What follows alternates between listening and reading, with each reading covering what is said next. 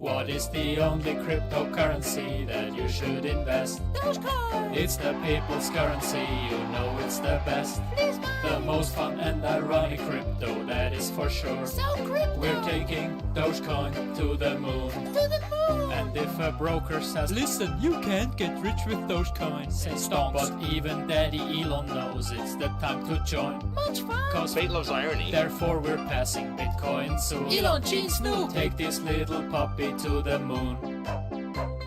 Hold it, hold it, hold it, hold it, never sell. Much rich! Buy more, buy more, buy more, buy more, it's doing well. Such high! Hold it, hold it, hold it, hold it, never sell. Much value! Rising, rising, rising, rising, I can tell. Very trading! Shut up and take my money. This meme coin is looking funny.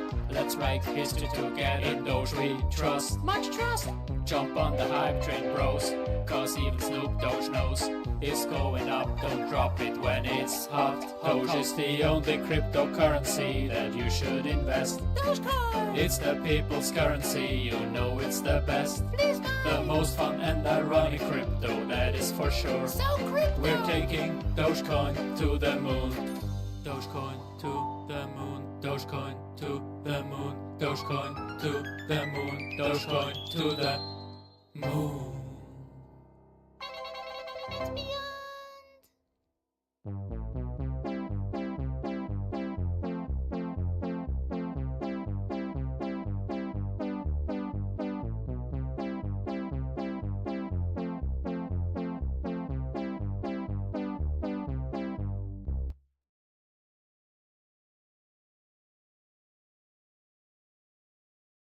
Alright, welcome back to another episode of Dream Tanks TV and Junkrat and Moria Madness. Alright, looks like we are pumping.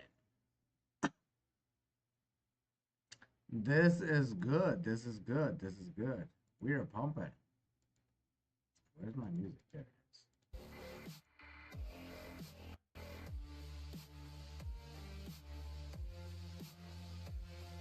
We're about to go back to 45 cents, yo. We're just gonna pump it up because we're pumping. Oh, you know what? We're gonna also take a bull rip. All right, legit. Yo, what up, Scott Seymour? Yeah, buddy. Yeah, yo, cheers, everybody. Yo, cheers. Cheers, beautiful. Yo, definite cheers. Hell yeah.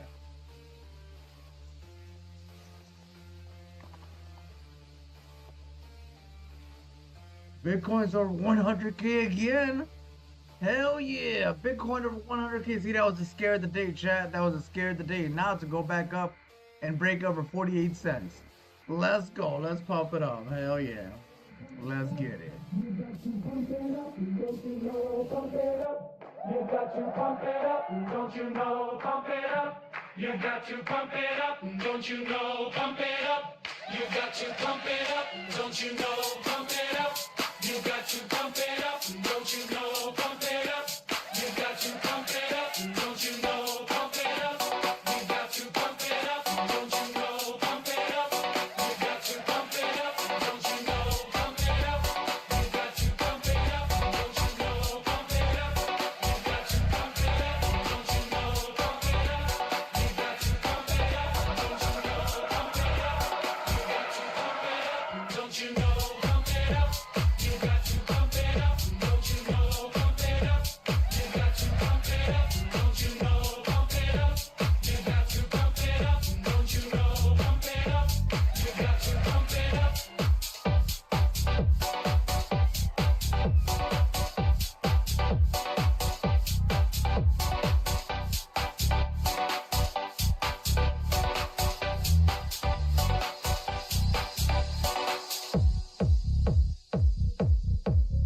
it up. Don't you know, pump it up. You got to pump it up. Don't you know, pump it up. You got to pump it up. Don't you know, pump it up. You got to pump it up. Don't you know, pump it up. You got to pump it up. Don't you know, pump it up. You got to pump it up. Don't you know, pump it up. You got to pump it up. Up, up, up, up, up, up, up, up, up, up, up, up, up, up, up, up, up, up.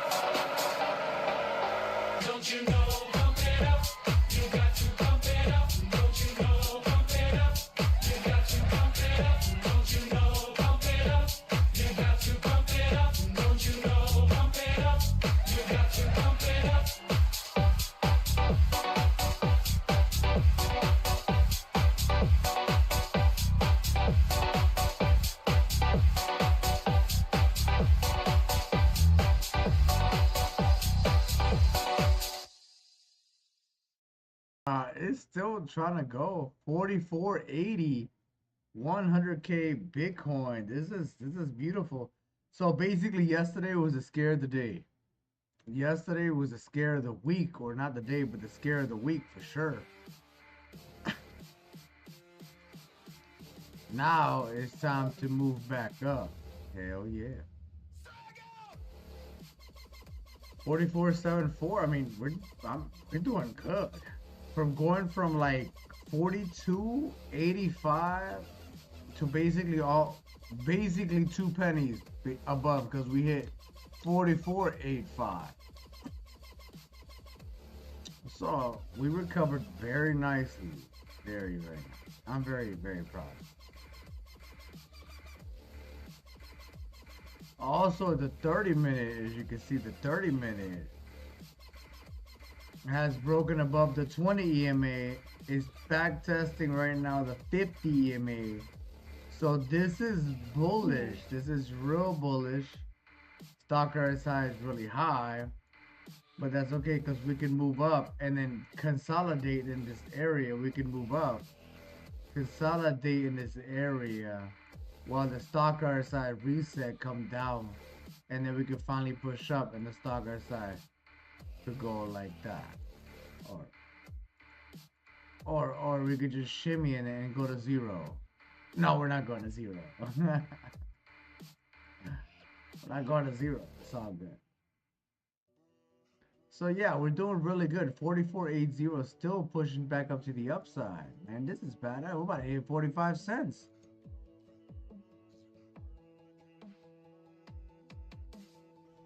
That's why I said we have short time dips. Short time dips. Little gifts. These were definitely little gifts right here. These were Christmas gifts right here.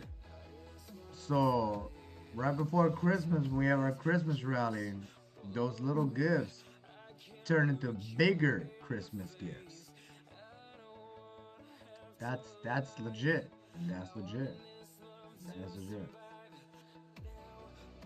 Stock RSI is trying to reset on the 1 minute while we're trying to push up. This is good.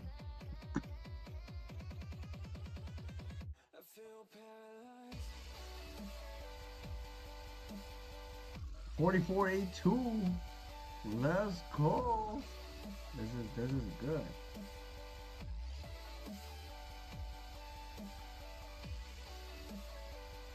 Now let's look at the 4 hour.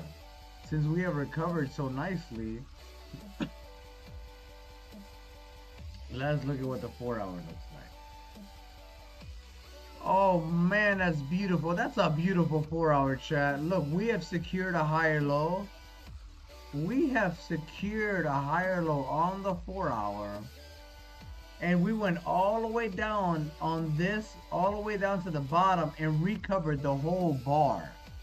And now we're above the body high level wick. That is one bullish ass 4 hour, chat. That is bullish. We have literally dipped, secured higher low, and now we have literally recovered the whole candle and then some. If that doesn't speak bullish, I don't know what does. That's a beautiful 4 hour candle. And stock RSI is basically near the floor, and we got a higher low. Yeah, we're gonna launch out of here. So we needed that little pullback. See, it was a healthy pullback for everything just to reset. We secured a higher low. We're gonna go into break above the 20 EMA very soon. So each 4 hour has turned extremely bearish, from extremely bearish to extremely bullish. Hell yeah, high five. Yeah, that is legit. That is legit.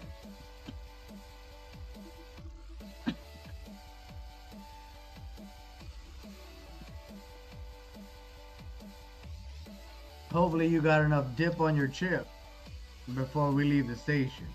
Alright, chat. Hopefully you got enough dip on your chip.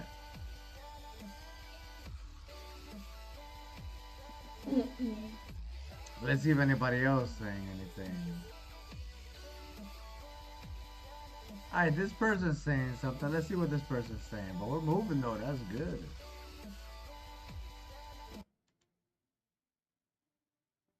that. And so 100K Bitcoin is great. However, we do have a red dot printing upon Market Cipher, and we do have Sir Nicholas from Market Cipher in the chat. Nicholas, please describe your feelings to me about this red dot printing on weekly Bitcoin. It's not surprising. Last time we had a red dot printing on Bitcoin was back here in August, and so it's been quite a minute. We had a green dot that played out amazing on the weekly chart for Market Cipher. Bearish VWAP right now, going below that zero line. Money flow is still doing pretty good. I'm not upset about it. Ain't upset at all. RSI, though, is overbought. So you know we have that red dot printed. VWAP is below that zero line. And we are overbought, which could indicate an incoming downtrend. And like I said, if we have a pullback, I think that's a great thing. People are going to be like, Randy, why are you bearish? Why are you bearish? I'm not bearish. I'm just realistic. And number can't go up forever. So even on the weekly, you gotta note 91K Bitcoin. Said number can't go up forever. Sounds like she's never been in a bull market. It sounds like she's never been in a bull market. It sounds like this is her first bull market. Well, she'll learn. 20th, we had the FDIC chair stepping down the day before. So she is bearish because she sold. And now she wants cheaper. Oh, she's going to get left behind. Days of Donnie T being president, we're going to have a strategic Bitcoin reserve where the U.S. government will acquire 1 million Bitcoin over the course of 5 years in the hopes of paying back our national debt. Now, Cynthia Lummis did hint that her bill, the Bitcoin Act, has that 1 million Bitcoin mark. However, she did say that that was quite conservative compared to RFK that was putting forward a $4 million Bitcoin strategic reserve. Quite interesting. Quite interesting. So that's your weekly chart on Bitcoin. We do have a lot of Bitcoin news, especially when you look at the optimism of the market. CZ Binance is at a conference, and he literally, this is a new clip that just came out within the past hour or so. He said that Bitcoin may go to the moon. Let's take a watch. I think we're going to see a lot more use cases right now. So right now, people still view Bitcoin as an investment asset to a large extent. So people talk about price. People talk about 100K. People look at it as an asset type or investment asset. It's really the utility that I think we will see in the next decade or decade and a half. So I think it's a future of money. So it should be used as a utility. So I think later on we shouldn't be calling Bitcoin. It's just money. So, Word. I think people like. Is it Bill Gates who said like people overestimate what they can do in 1 year, but underestimate what they can do in 10 years? So I think within 10 years or so, 5-10 years, we're now seeing nation states accumulating Bitcoin and as strategic reserves, and that will increase the price further potentially, and almost mathematically, and then we will see more use cases out of it. Okay, so you avoided the question. What's going to be the price of Bitcoin in 10 to 15 years? To the moon. I'm putting you on the spot. You got to give me a number. What would you say to your friend? I think really there's no limit really. So it's very hard to put a precise number. So I'm avoiding the question still, but it's really hard to put a precise number on it. I think any number we'll get there in time. Listen, guys, look at that. Look at that. Bitcoin shouldn't be just Bitcoin or an investment asset. It's a money. Let's see. Gigi's Gogo says on track. Fire. You're on track. Literally, our stock size literally on the floor. We're about to go back over 45 cents. Bitcoin's over 100K. That was the scare of the day.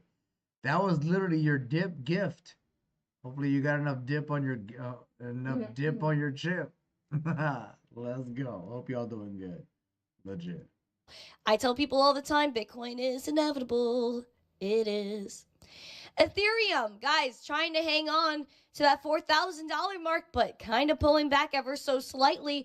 We're down 1.8% right now. I know Nicholas is bullish on ETH and Pepe right now. $3,934, again, down 1.8%. Our golden zone lies at $3,960. We did see a high in the past week. Again, we're starting off with the weekly chart at $4,100. We want to hold on to that. Bullish scenario on the weekly, you're looking at that 4170, 4160. bearish scenario on the weekly chart is, I would say, right here at 2770. Also, chat, the 4-hour is very bullish, just so y'all know. The 4-hour is extremely bullish, just so y'all know. Looking good. Highest money flow we've seen since back here in 2022. VWAP is pulling back reasonably so, but the RSI we take a look at too, that hasn't even hit overbought yet. I think that's extremely bullish. It shows that we have a lot of room to run to the upside if ETH decides to make the move. Going back to the daily chart. When it loads, there we go. So the ETH daily chart, we could see for the past few days, we were trying to hold on to $4,000 ETH. Today, we're quite rejecting it. 38.40 is our low for the day. Our bear scenario for the weekly, for the daily, apologies, is 35.60. That is our bearish scenario. Your bullish scenario is right here at 41.70.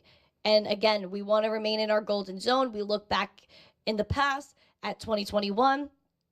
All throughout 2021, really going back to 2022, it is looking quite nice if we could target that 41.60. We want to hold that. There's a lot of selling pressure there, as we do see a red dot printing on market cipher that was printed on Sunday and pulling back the momentum. The VWAP is bearish, though, again, the money flow is still taking off. We have the highest money flow since April of 2024. And the RSI I would watch as well, because it was overbought and pulled back ever so slightly. But you could see that we have had a nice move with the RSI. It's consistently doing pretty well. So we're going to hold and look at that. Hopefully we go back into overbought and see where that takes us in terms of bullish price action. But the pullback was due. The pullback was due. It just hurts the heart a little bit since we want $4,000 Ethereum. Am I right? Am I right? Shout out to Andy S. That's been a member for 16 months. He said, amazing show and the best subscribers. Enjoy life. Aww. Raining love upon you. Also, shout out to Bobby F. for becoming a member. I appreciate you guys. All the membership is appreciated. Please make sure you're smashing the likes as we take a look at Litecoin's chart. We have 125 people, but only 69 likes. Let's get that 150. I know we can do it. I know we can do it. Litecoin is $126 this morning. We're down 6.16%, apologies. And so we're looking at the bullish scenario of 142. That is our bullish scenario. And even more bullish is the psychological level of 150. And then looking at 227. Your bearish scenario on the daily chart, you're going to take a gander over here at around $97, falling below that $100 mark. It would just hurt the heart. Mike Fulmer with 5 memberships. No way. Shout out to you, my friend. Thank you for trying to free Emma. Trying to get Emma's emojis. Shout out to Mike Fulmer. Much love to you. Thank you for the membershippery. Over here, we have a red dot printing on the momentum, pulling it back. Although the money flow is still doing extremely well for Litecoin, VWAP is pulling back. Over here, the RSI was overbought. Again, when we're overbought, it indicates an incoming downtrend. Litecoin has had a great week. It's had a great month, up 74% in the past month. So to pull back is not anything that's unusual. The weekly, you could see what the bullish scenario is quite clearly. That's at 225, 227. The bearish scenario you're going to look at on the weekly is over here at 113. We have yet to print a red dot here on the weekly market cipher, although this is the highest momentum we've seen on the weekly since right here in December of 2020. Money flow is the highest it's been since back here in 2022. VWAP is pulling back, reasonably so. We do have the RSI that is overbought on the weekly. Again, we haven't seen really this level since back here in May of 2021, February 2021, and January. December 2020 going into January of 2021. Let's pull back that RSI on the weekly. Let's go below overbought, cool off a little bit, and make more room to go to the upside. That's ideally the goal here. That's ideally the goal. Obviously, a lot of people are trying to play the game, my friends. They're trying to get zesty with their trades. And this is where people kind of get tricked. They get a little bit iffy because Cardano and XRP kind of led the losses among the major market tokens or major tokens in the market, as their liquidations have hit $300 million on the bullish bets. Yo, what up, what up? Sony Little Tree, shout out to you, Fafa. I hope you're doing good, brother. Hell yeah. The downside, which again isn't even a real pullback. I mean, it's reasonable. We're at $100,000 Bitcoin. And you're complaining? Are you kidding me? But that slide led to $300 million in bullish bets getting liquidated. If people are messing around, they're going to find out, to put it quite frank. And so people are saying, oh, this is a reason for a bearish sentiment in the market. 100,000 Bitcoin is so bearish. But then you could go look at the ETPs. You could go look at the exchange-traded products, the ETFs, that hit a record $3.85 billion of inflows as Bitcoin crossed that 100K mark.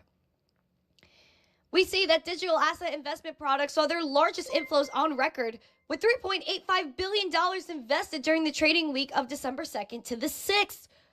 Oh, and you're upset. Such a bearish market right now. 100,000 Bitcoin is so bearish. Ignore the FUD, my friends. And we do have quite the FUD that was coming in. Yep, exactly. New week, new bottom wick, nothing new. Yes, Nicholas. Yes. And also, shout out to Ken for 5 memberships gifting in the chat. Yay! Yay! I love that you guys are trying to free Emma. Hashtag free Emma in the chat. Let's see. Sony says, you know it, bro. Legit, brother. Legit. Hell yeah. We got Sir Naughty. We got True. Welcome, everybody. David Lee. Welcome. Rocky Balboa is here too.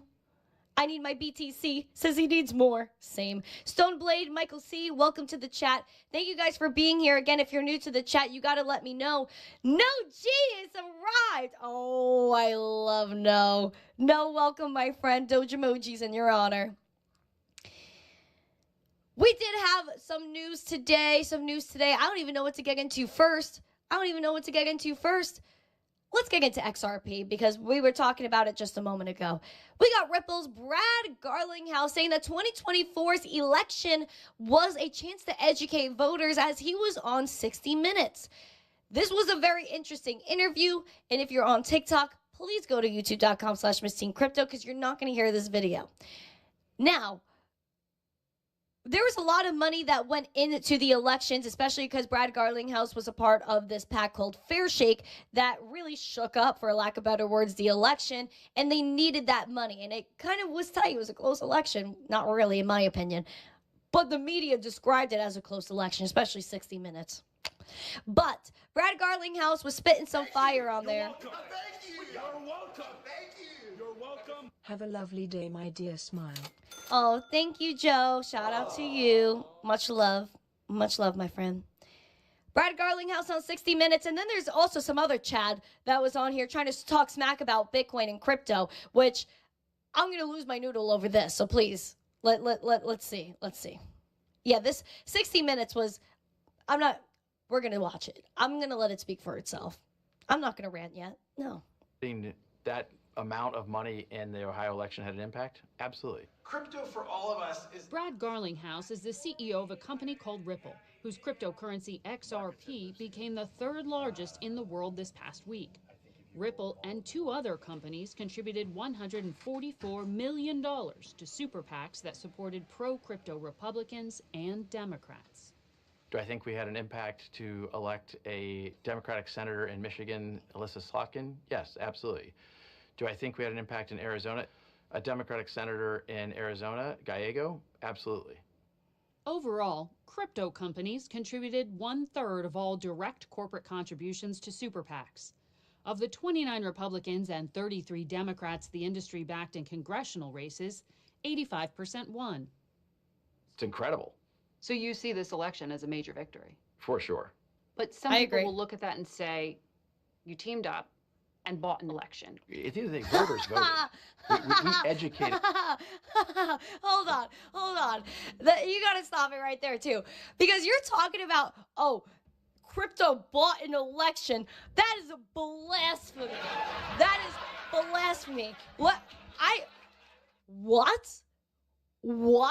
Why don't we talk about Big Pharma? Oh, this is when things get spicy. Let's talk about Big Pharma. Doesn't Big Pharma buy every single election? But no one says anything about it. I'm going to digress from there. I'm going to digress from there because I might get in trouble. Let's move on. Let's move on. I don't care. You know what? I don't even care if I get in trouble. That. Goodbye. But talking about we bought the election, get out of here, bro. Like that 60 minutes, shame.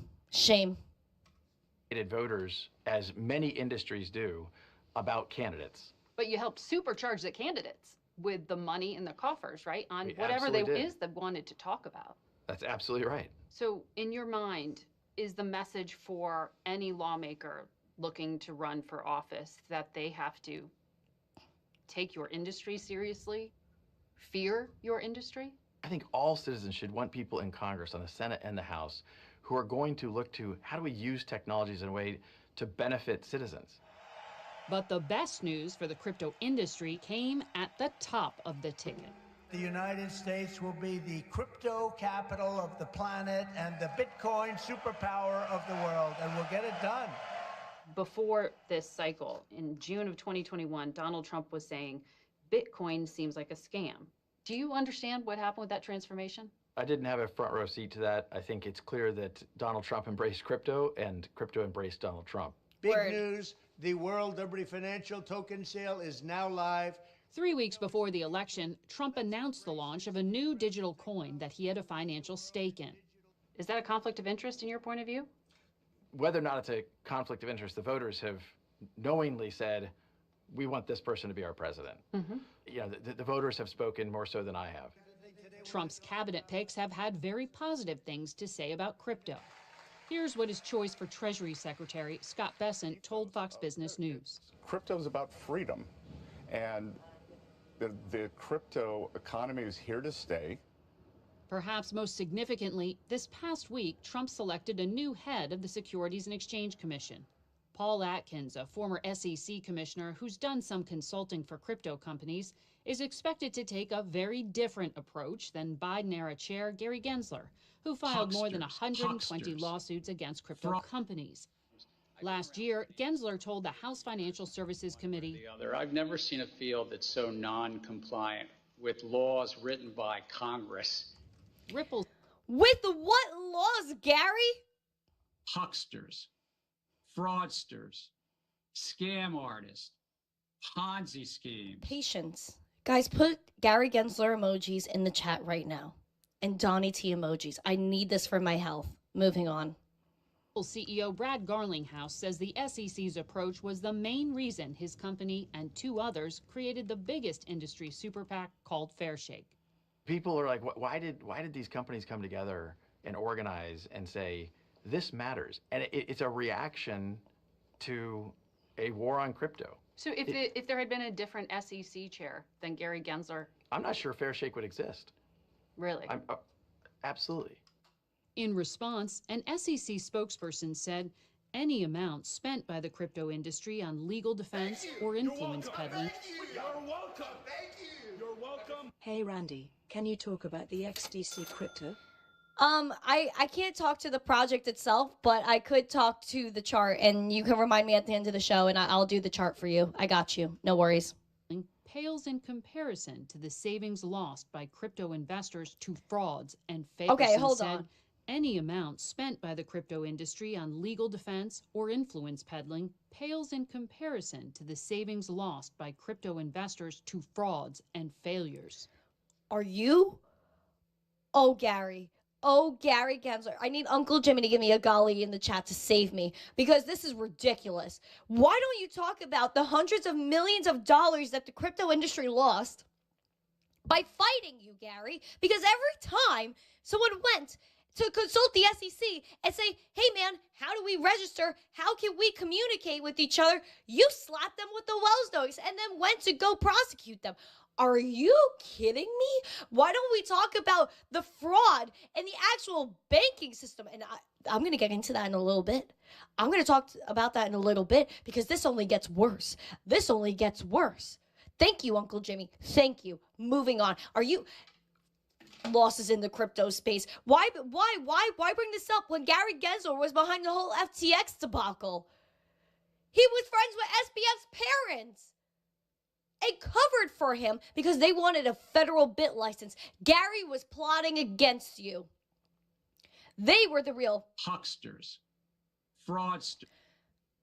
Don't even bring up crypto when you're talking about all these illicit folk that do disgusting things in our government. Disgusting. And this is why Doge Department of Government Efficiency, get them out of here. Get them out of here.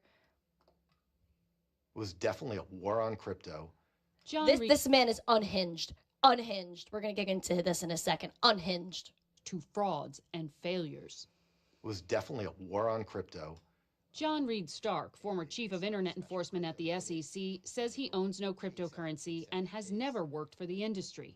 Like Garlinghouse, he believes voters have given President-elect Trump a mandate to govern. As far as these election results are concerned, the clear mandate is the SEC needs to lay off crypto, and that's exactly what's going to happen. But that doesn't mean this former SEC official thinks the agency's actions were wrong. Crypto is a scourge. It's not something that you want in your society. It has no utility. It's just pure speculation. Remember, there's no balance sheet to crypto. There's no financial statements. You're talking about SEC filings. There's no public disclosure mandate. Exactly. Nothing, but also there's no audit, inspection, examination, net capital requirements, no licensure of the individuals involved, and there's no transparency into it. That creates real systemic risk, not just risk for investors.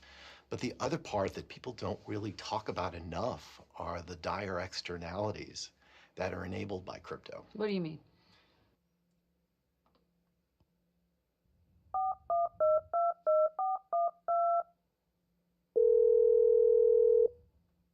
Hello? CEO of Bitcoin, Satoshi, can we have our disclosure? Can we have this decentralized piece of technology controlled by a centralized entity, please? And can we also note that we need a disclosure of Bitcoin earnings and people involved in said company that doesn't exist, because this is a decentralized piece of technology that's money? Oh, shoot, that doesn't exist! That doesn't exist! Are you talking financial disclosures? It makes me angry. It makes me angry. Why? Because we have the Pentagon that failed like 7 audits? You go and ask the Pentagon, where's the billions of dollars? Oh, I don't know. Oh, I don't know. But if we were the people, we're like, where's billions of dollars? We're like, we don't know. We're called Jay. But the Pentagon gets to, be scoffed. Hey, cheers, everybody. Cheers. Cheers, beautiful.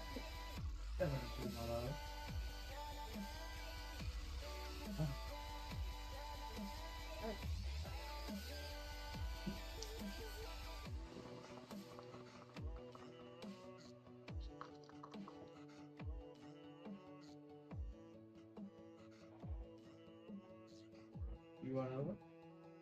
You want another one?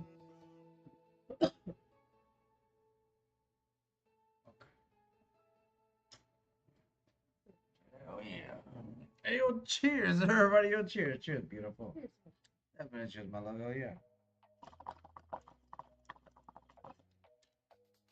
Whoa.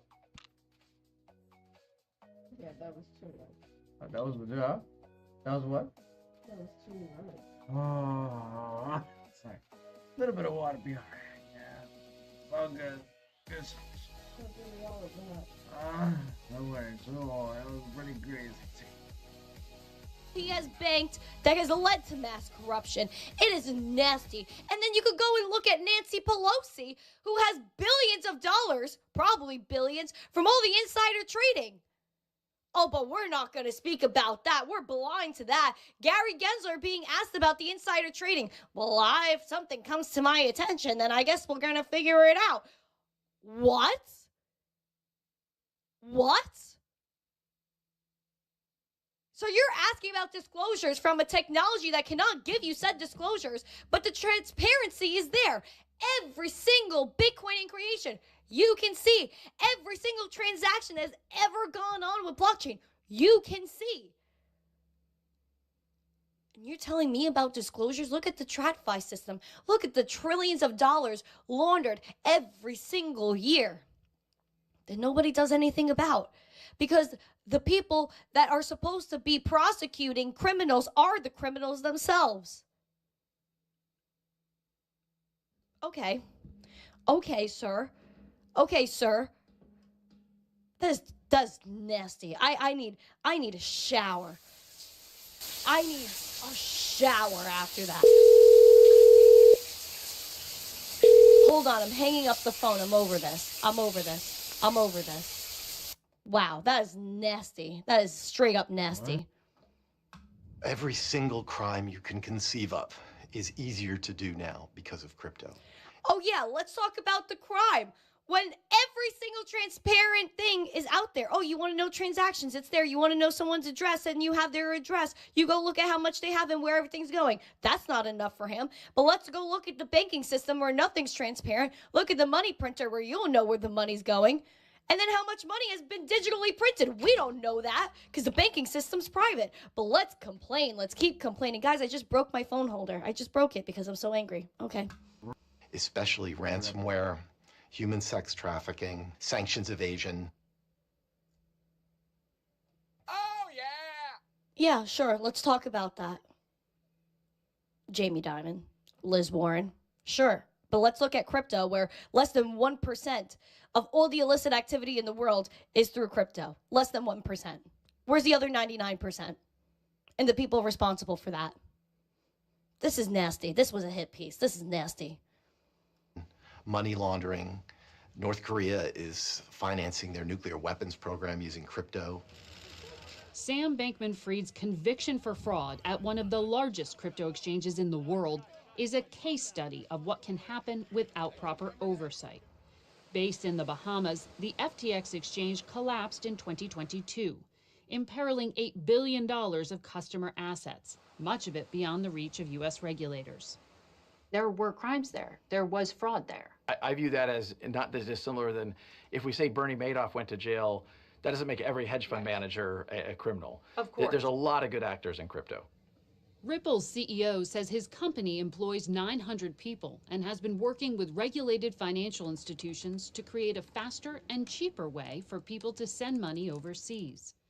XRP is the digital currency it uses to do that. But Ripple also sold the digital currency XRP to investors, and XRP now trades on exchanges where people can buy or sell it in the hope of making a profit. So the SEC sued your company in... What? Yo, Rip. Stream suspended? Yo! Yo, chat. This person's stream suspended for privacy violations. Rip them. Oh, biscuits and gravy.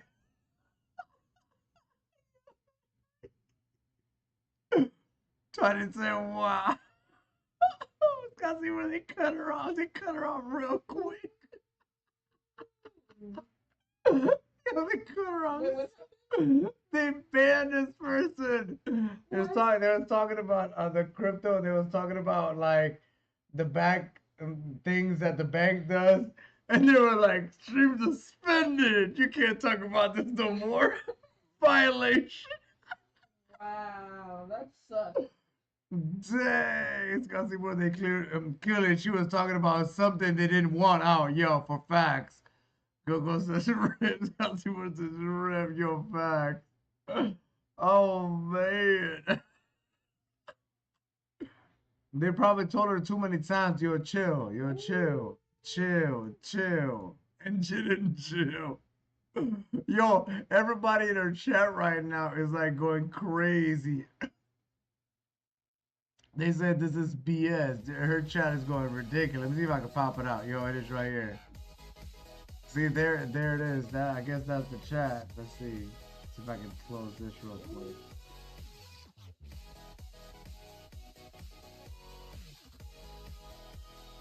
Emma, strap up. We're in this with you. Dang, YouTube, I hate you. Oh my god, YouTube got him. Oh man, they're like, no. Elon buy YouTube. We need free speech.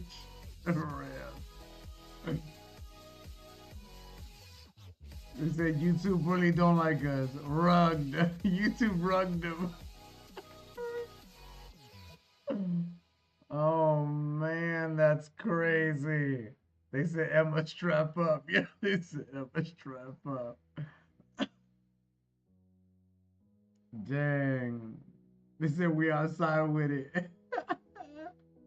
No, this is blasphemy. This is blasphemy. They said Randall speaking the truth. Yeah, they didn't like it. It's definitely blasphemy. Free speech where? It said free speech where? Bumba Clyde, YouTube. Land of the free. Oh man. YouTube, you're fired. Oh man, that's ridiculous. What a joke. We back? We back? We back? Hold on, are we back? Let me see. Is this person back? No, they're not back. They said we back. We back? Let me refresh. Oh my God. Okay, they're back. All right, well, we're back on. We're back on. I'm not leaving. They're back. It says, Carolina Axel said, don't be suspicious. Don't be suspicious. Don't be suspicious. Don't be suspicious. Yo, legit. Legit. Man, Scott Sigmund, never seen someone get the ban on live. Yo, for real. In real time. That was funny as shit. Sharing what they put out. Isn't that wild? Isn't that wild that, like, you're willing to put something out for people to view, but then when other people share what you put out, they don't want you to hear it? Wow. She sat on the floor. Yeah, she's like, I can't believe this. Too much zest. Too much zest. All right. We're good. All right. So we're going to move on from that. We're going to talk about different things now. We're not leaving, friends. Smash the likes. Let everyone know we're back. Share it out. All right, so we got Michael Saylor, guys, that bought an additional 21,550 Bitcoin. Thank you. You're welcome. Thank you. You're welcome. Thank you. You're welcome. Can you scour the XDC coin chart? My friend, give me one. All right, you know what? I'll just do it. Let's get the XDC chart, and then we're gonna go into Michael Saylor. Hold on. All right, XDC. Boop. All right, so these are the levels to watch for XDC. I already have a chart. Hold on. Hold up. All right, because my friend has super chatted twice, we're gonna give it to him. All right. Casimir says, "Big brother, that listen, bitch, listen." XDC. That's funny. He goes, yeah, Casimir said, "Real time, real rip, definite real time rip, definite real time rip." About 11 cents, 0.112. Because again, you saw when we had support or somewhat support there back in 2021. We were in, that's basically its golden zone. And then so your bearish scenario is holding support at 8 cents, and even more bearish, you're going to look at that 4.5 cents. So those are the levels to watch.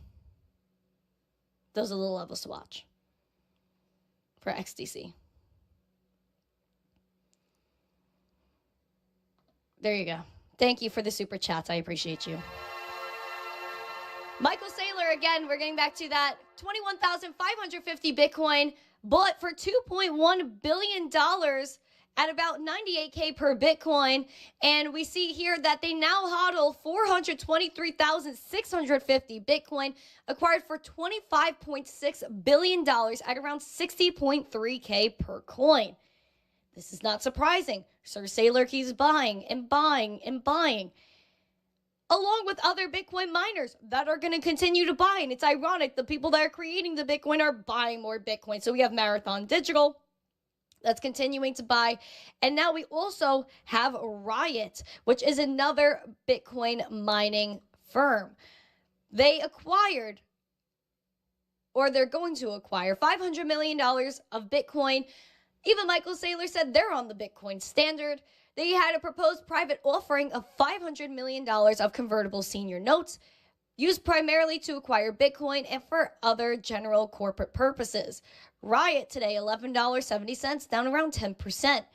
You're going to look at the levels to watch, which is around $18 for your bullish, and your bearish, I would say to look at around $8. But that's your Riot, and it's approaching the 200-day SMA, so I would keep an eye on that. Keep an eye. So that's your latest on convertible senior notes. And it doesn't stop there, where we do have companies that may start acquiring Bitcoin. Taking a look over here at Amazon. Is Amazon the next company to acquire some Bitcoin? Put Bitcoin emojis. Looking over here, Amazon shareholders have submitted a request for the $2.3 trillion company. You're welcome. Thank you. You're welcome. Here's a little something to help with the demonetization. Keep up the great work. Thank you, Naughty. Thank you. Yeah, this stream is definitely getting demonetized, but you know what? It is what it is. I knew that was going to happen anyway, but you got to share what you got to share. The news is news. Thank you so much, Naughty. Appreciate you.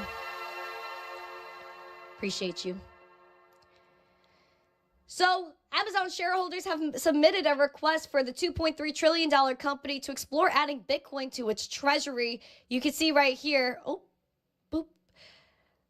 Shareholders request that the board conduct an assessment to determine if adding Bitcoin to the company's treasury is the best long-term interest of the shareholders, which I would say it is. What's another way that they could acquire Bitcoin? Accepting it as a payment. Duh. You want to accept Bitcoin as payment. I think it would be the best thing for the company, and they could hodl maybe 50% of the Bitcoin purchases, and I think that would do extremely well for their balance sheet. Shout out to the Piper Academy. Thank you guys for rating in. Army Piper, Tradefly, OC, and all the friends. Thank you for coming. Appreciate all of you. Frat Mamas here with chicken tendies. With the chicken tendies. Oh boy. I'm a little lit right now. I also drank a lot of coffee today. A lot of coffee. I've been drinking coffee since 7 a.m. It's 10:30. We're hype. The IMF, my friends, we remember back in the day, they were telling El Salvador that they should not have Bitcoin as legal tender.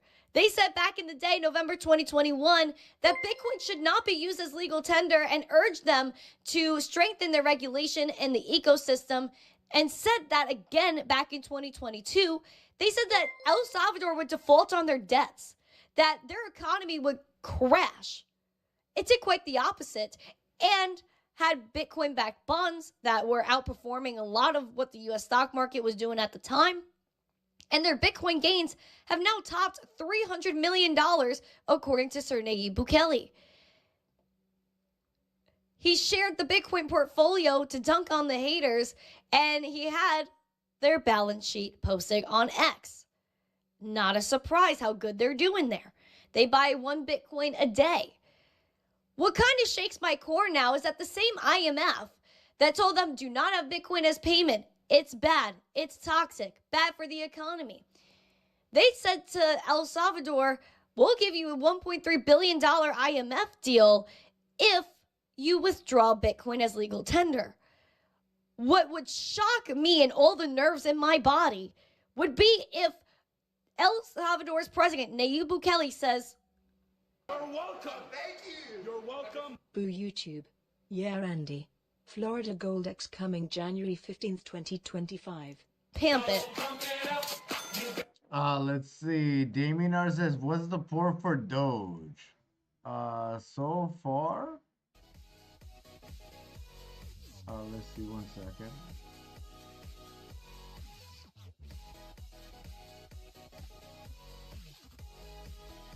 Okay, let's look at the 4 hour. We have found a higher low. Our main support, as long as we don't fall below 41.78. Then after that, then we're gonna probably back test this range from 44 cents, possibly back test down here, and that'd be like 40 cents. But we're gonna hold through because like it could turn around, right? It could turn around any given time. And we secured a higher low here. Once we secure a higher low, usually we are good to at least shimmy within this area and move up. The reason I say that is because we got a higher low this way over here,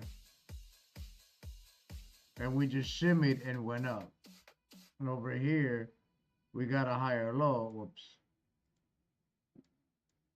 and we shimmied and went up.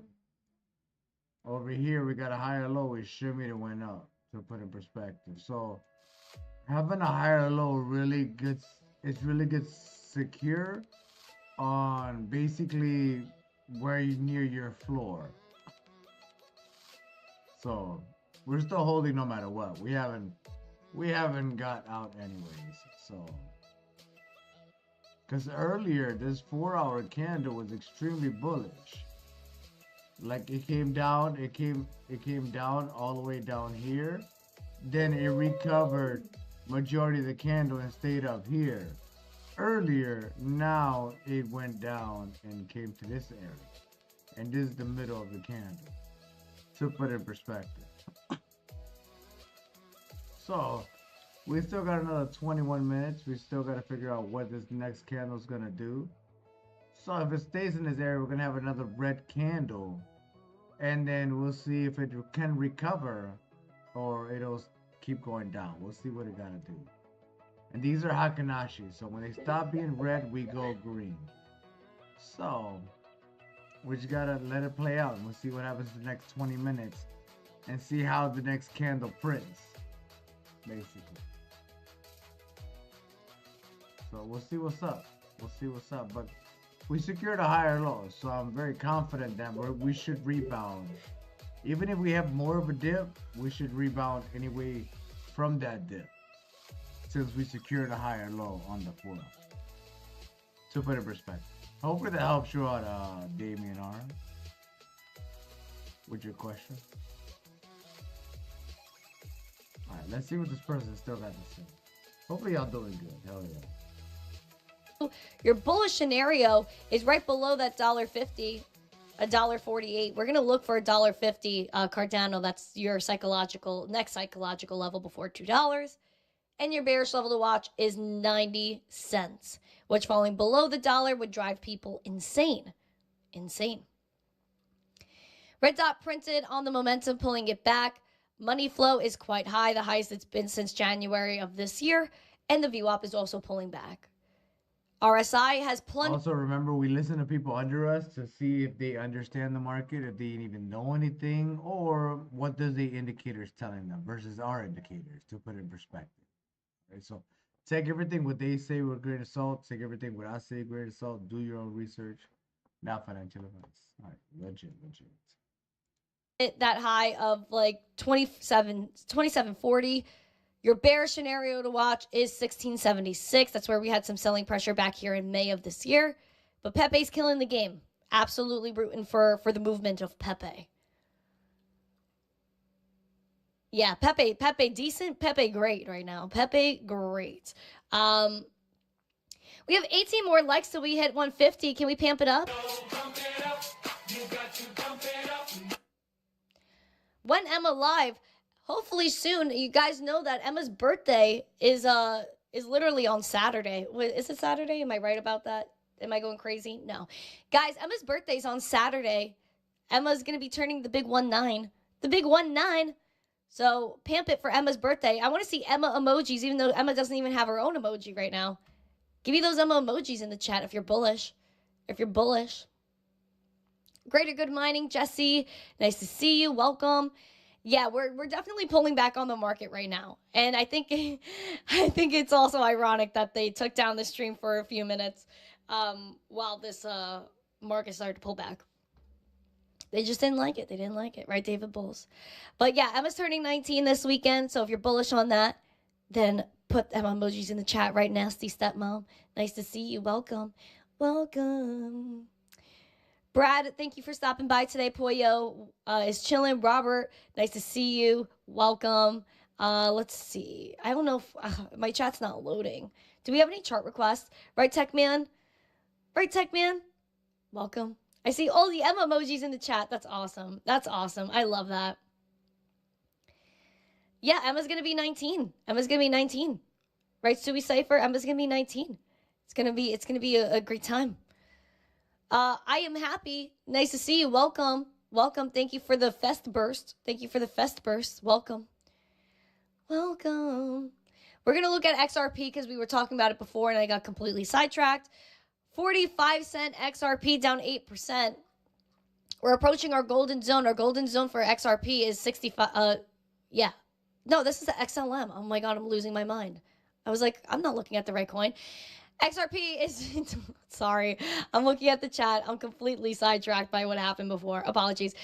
XLM we were talking about is 45 cents, down 8%. We're looking at the bear scenario 35, bullish scenario 65. We're approaching our golden zone there.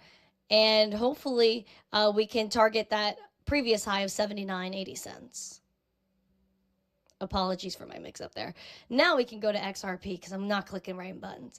$2.38 XRP down 8%. Your golden zone we're approaching as well. We kind of tapped it last week at $2.75 is your golden zone. The local high is just below $3 at around $2.90. You're going to look for $3 XRP as a psychological level. Your all-time high for XRP is around $3.30. Your bear scenario you're going to watch is $1.84, which falling below the $2 mark would have people lose their noodles. Right, John? Thank you for the donut.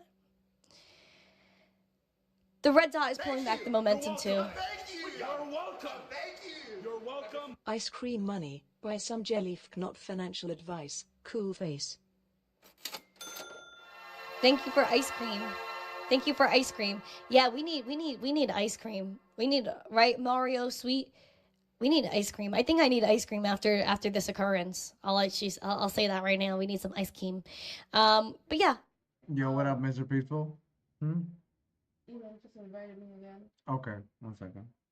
No, it's You're sweet. up It's 330% in the past month. I wouldn't say that's stagnant. I would just say like it's pulling back 8%, which is normal. Yeah, twist on a cone sounds great right now, to be honest. Man, I wish I had time for life. We are killing it though. We're doing very, very good. I'm bullish on everyone in the chat. I'm very bullish on crypto right now. I'm very bullish on the next administration being crypto forward. But yeah, I wouldn't be worried about this pullback. We're at $97,800 Bitcoin. Oh my gosh, Carvel. Oh, I miss Carvel. Carvel's fire. A waffle cone. You know what, Black Hat? I'm a big fan of waffle coins. I love waffle cones. I think they're very underrated, especially the waffle cones like are freshly made at the ice cream shop, where like they freshly like, press it, boom boom, twist it up. Oh my God! And then it's like a hot cone, and then you put the ice cream in it. Oh my God! Yeah, that's baller. That's baller. Dipped in chocolate. Oh, Mario, you're talking. Yo, so what up, Mr. P? What's that? Sheesh? Yo, what up? What up? Hope you're doing good. I hope you're doing good, man. It's all good. We found a higher low on the 4-hour. So this is pretty good. This is pretty good. So nothing should be bad. So like I said, we found a higher low on the 4-hour. So we just shimmy our stalker size near the floor. So we should turn to the upside very soon and it'd be all right. So even if we have a little more of a dip, it'd be fine because this in this area should be the floor and we should turn back up to the upside. So yeah.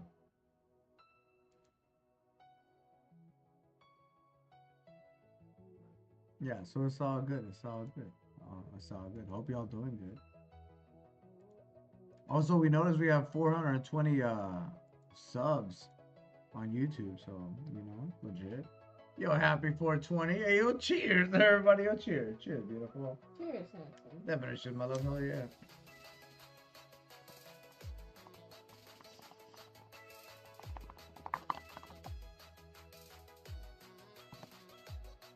Hell yeah.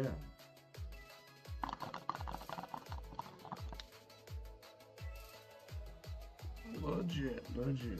I hope y'all doing good, chat. I hope y'all doing good. Show today.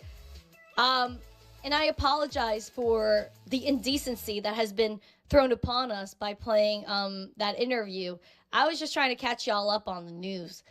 So I apologize for all of that. Fruity Pebbles, mochi, and fruits. Oh, yeah. Mochi, I think the place I went to, I actually looked for the mochi, and they didn't have it, which I was very surprised about. I was like, how don't you have, like, mochi for the froyo? But it was really good. Did I comment on the XRP interview? Yeah, I did. And then I got removed, like, the stream got clipped from that. So I can't talk about it anymore if I wanted the stream to remain online. And it's also going to get clipped. No Tua thoughts. I commented on Hawk Tua last week. I think that was kind of lame. And it was just like kind of, yeah, I think it was kind of lame, in all honesty. And she just like ended the spaces, like when people were like, why did you rug? And she was like, I have to go to sleep. And she hasn't been back online since. So she's been sleeping for like 3-4 days now. I think it's pretty sad. I think she could have had like a really good career in crypto. I think she was like, you know, like Rip should be sleeping 3-4 days now. feel for her, because I don't know if she was like in the wrong direction. I don't know what the story was, but I think overall it was a pretty lame move. And yeah, I think it was a pretty lame move. And I feel bad for the people that got involved. But at the end of the day, like with things like that, you have to know the consequences. Like you can't, like the classic thing, you can't invest more than you can afford to lose. Yeah. It's a risk. It's a risk overall. Did she, exactly, Emma, she didn't play her cards right. Yeah, it was just a little, she got used. Probably. I mean, I think she knows what she was doing? Absolutely not. She doesn't really even know what Bitcoin is. She was going to Bitcoin conferences and be like, oh, I don't even know what this thing is. Yay, Bitcoin. And then commenting on Michael say, like, she has people that do the things for her. Like she had memes made for her. Like she doesn't do, as far as I know, I don't think she does any of it on her own. So I think this was a build up. I think whoever works with her used her for the clout, and she definitely caught fire. And I don't know what's next for her. I'm not a lawyer by any means, so I can't really tell you that. But I feel something. I feel something about it. It was, yeah, she got played. Yeah. I believe that. I don't think she knew what she was doing. And then she's getting heat all over social media. Then if you don't know what you're doing, then you don't touch it. But I don't believe she's in control of what she does. In my opinion, I don't believe she's in control of what she does. And I could say that from just understanding the entertainment industry and how it works and how fast she rose to fame. And she has a whole media team. I think she was extremely misled. I don't think she knew what was going on. So in her defense, I don't think she was knowledgeable. But at the end of the day, it's her brand, it's her face, and that's the reality. But yeah, it's crazy. But yeah, you guys said don't apologize. Listen, I do feel bad. I do feel bad about what happened with the stream today. But I only try to just like talk about things and show what I'm talking about because you cite your sources. That's the way I was taught in school. You talk about something, you cite your source to back it up. And that's what I did. Misled is right. I do believe she was misled.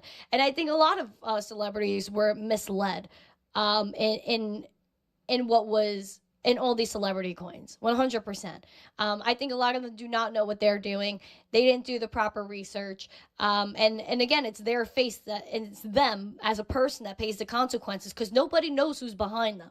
You know what I mean? Like it's all these weird actors that are telling them what to do, posting for them. They don't know what they're doing. And so if she had more control over her social media, that would lead me to believe that she would not do that. But I think she was told what to do. We have yet to find out. Let's see. Mr. Peaceful says, I'm 36 today. Damn. You're still young as shit, brother. You're still young as shit. You're young as shit. 36 years old. I said, Mr. Peaceful said he's 36 years old today. Well, happy birthday, Mr. Peaceful. Happy birthday. Hope you have a great. Yeah, my wife says happy birthday too. Hope you have a good one. Let's see. Tiny says, yo, happy birthday as well over there in Twitch land. Hell yeah. Yo, that's what's up. That's what's up. Hope you have an amazing birthday. That's what's up. Hey, you're young as shit, Mr. Peaceful. That's what's up.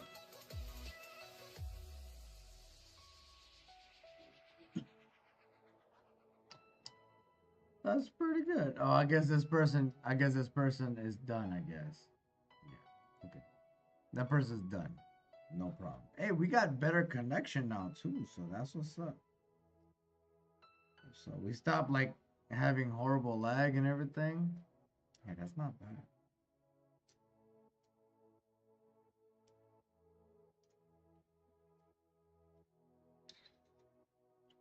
Mr. People say your thanks on here. Yeah, no worries, brother. It's all good. It's all good. Make sure you stay hydrated. Now let's see. Tiny says, I see you switched to a new internet just with more minutes. Yeah, I had to. It ran out. That's why the stream crashed. I had to go run into my other room and scavenger through all the other AOL discs, brother. I was like, oh, this was already used. Oh, this one's already used. I had to go fumble. I was like, oh, I didn't use this one yet. So I had to hurry up, put it in my computer, and log in, you know what I'm saying? So I was like, oh, okay, we're back. We're back. And then the stream came back on. So yeah, it's all good, man. It's all good. Them AOL discs be banging, man. Be banging. Hopefully nobody calls. Then I get knocked out of the internet. So it's all good. Hey, yo, happy birthday, Mr. Peaceful. Hey, yo, cheers, everybody. Yo, cheers. Cheers, beautiful. Definitely cheers, my love. Hell yeah.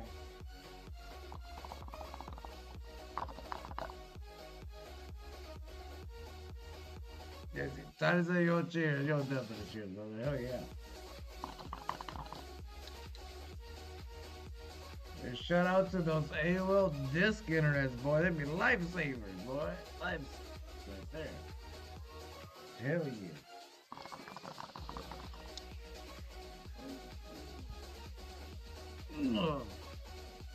I see Casimir says happy birthday, yo. Happy birthday. Oh, great. Happy birthday, Mr. Peaceful. Hell yeah. So it's all good. It's all good.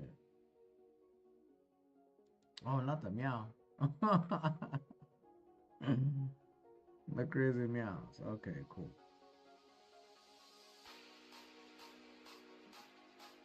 Okay, let's see what this guy's got to say real quick. All right. It's like 9:55 a.m. over here. All right. Let's see what this guy's got to say.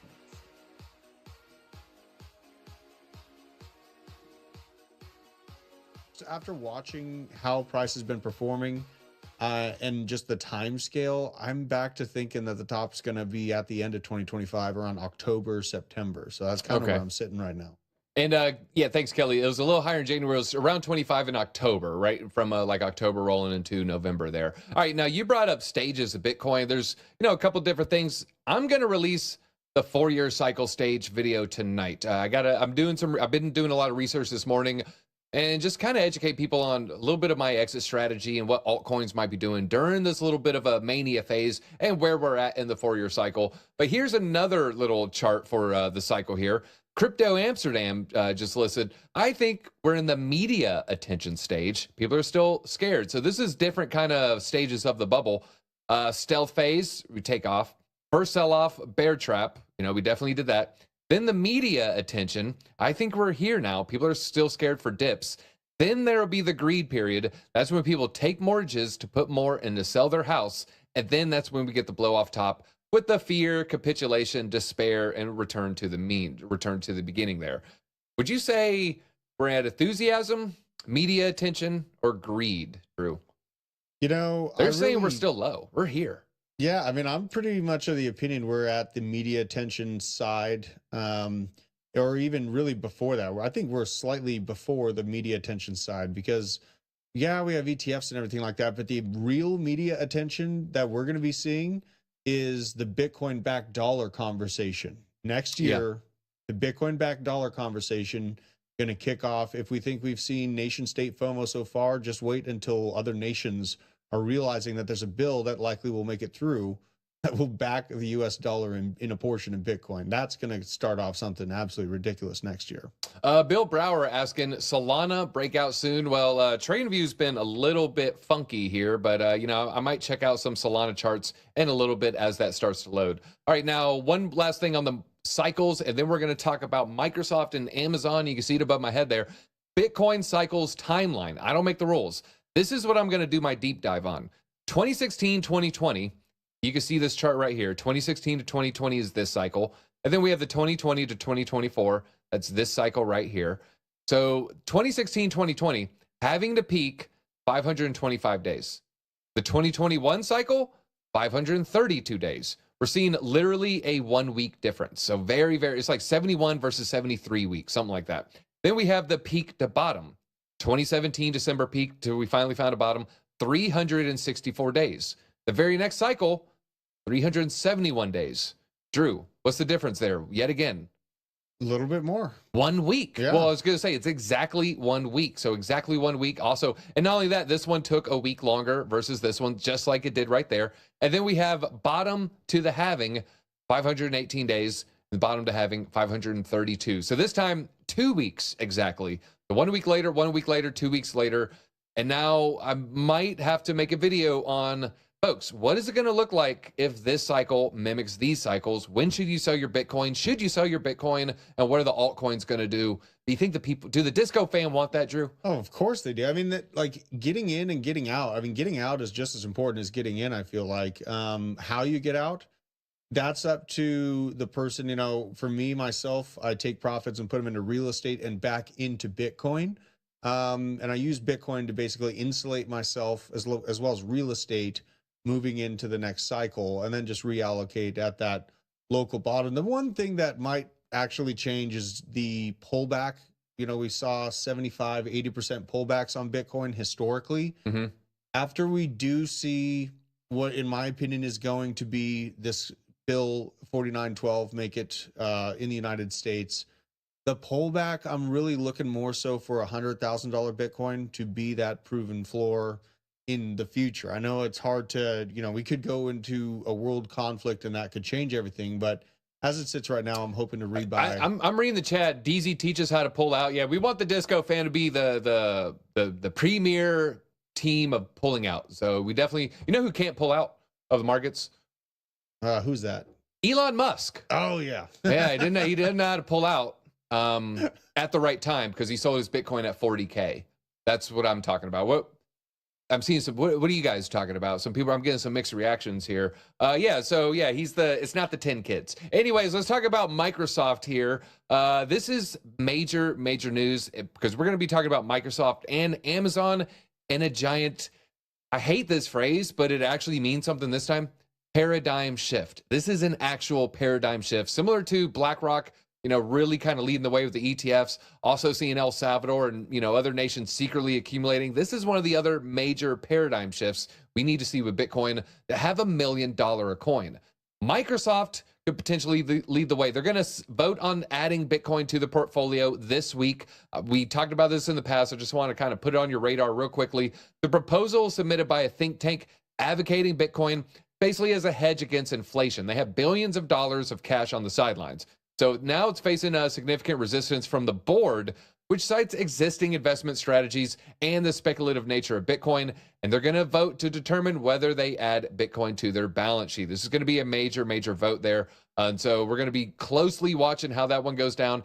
And it's not just Microsoft. Amazon shareholders have also submitted a request. They did it over the weekend for $2.3 trillion company to explore adding Bitcoin to its treasury. They're not voting, you know, buy a bunch on Friday. They're voting to make a committee, to make an exploratory report, to investigate and research whether or not it's going to happen. Because they're not just going to YOLO in $100 billion. They're going to have to cross their T's. They're going to have to dot their I's. They're going to have to ask a lot of consultants that are going to grift those companies for a lot of money.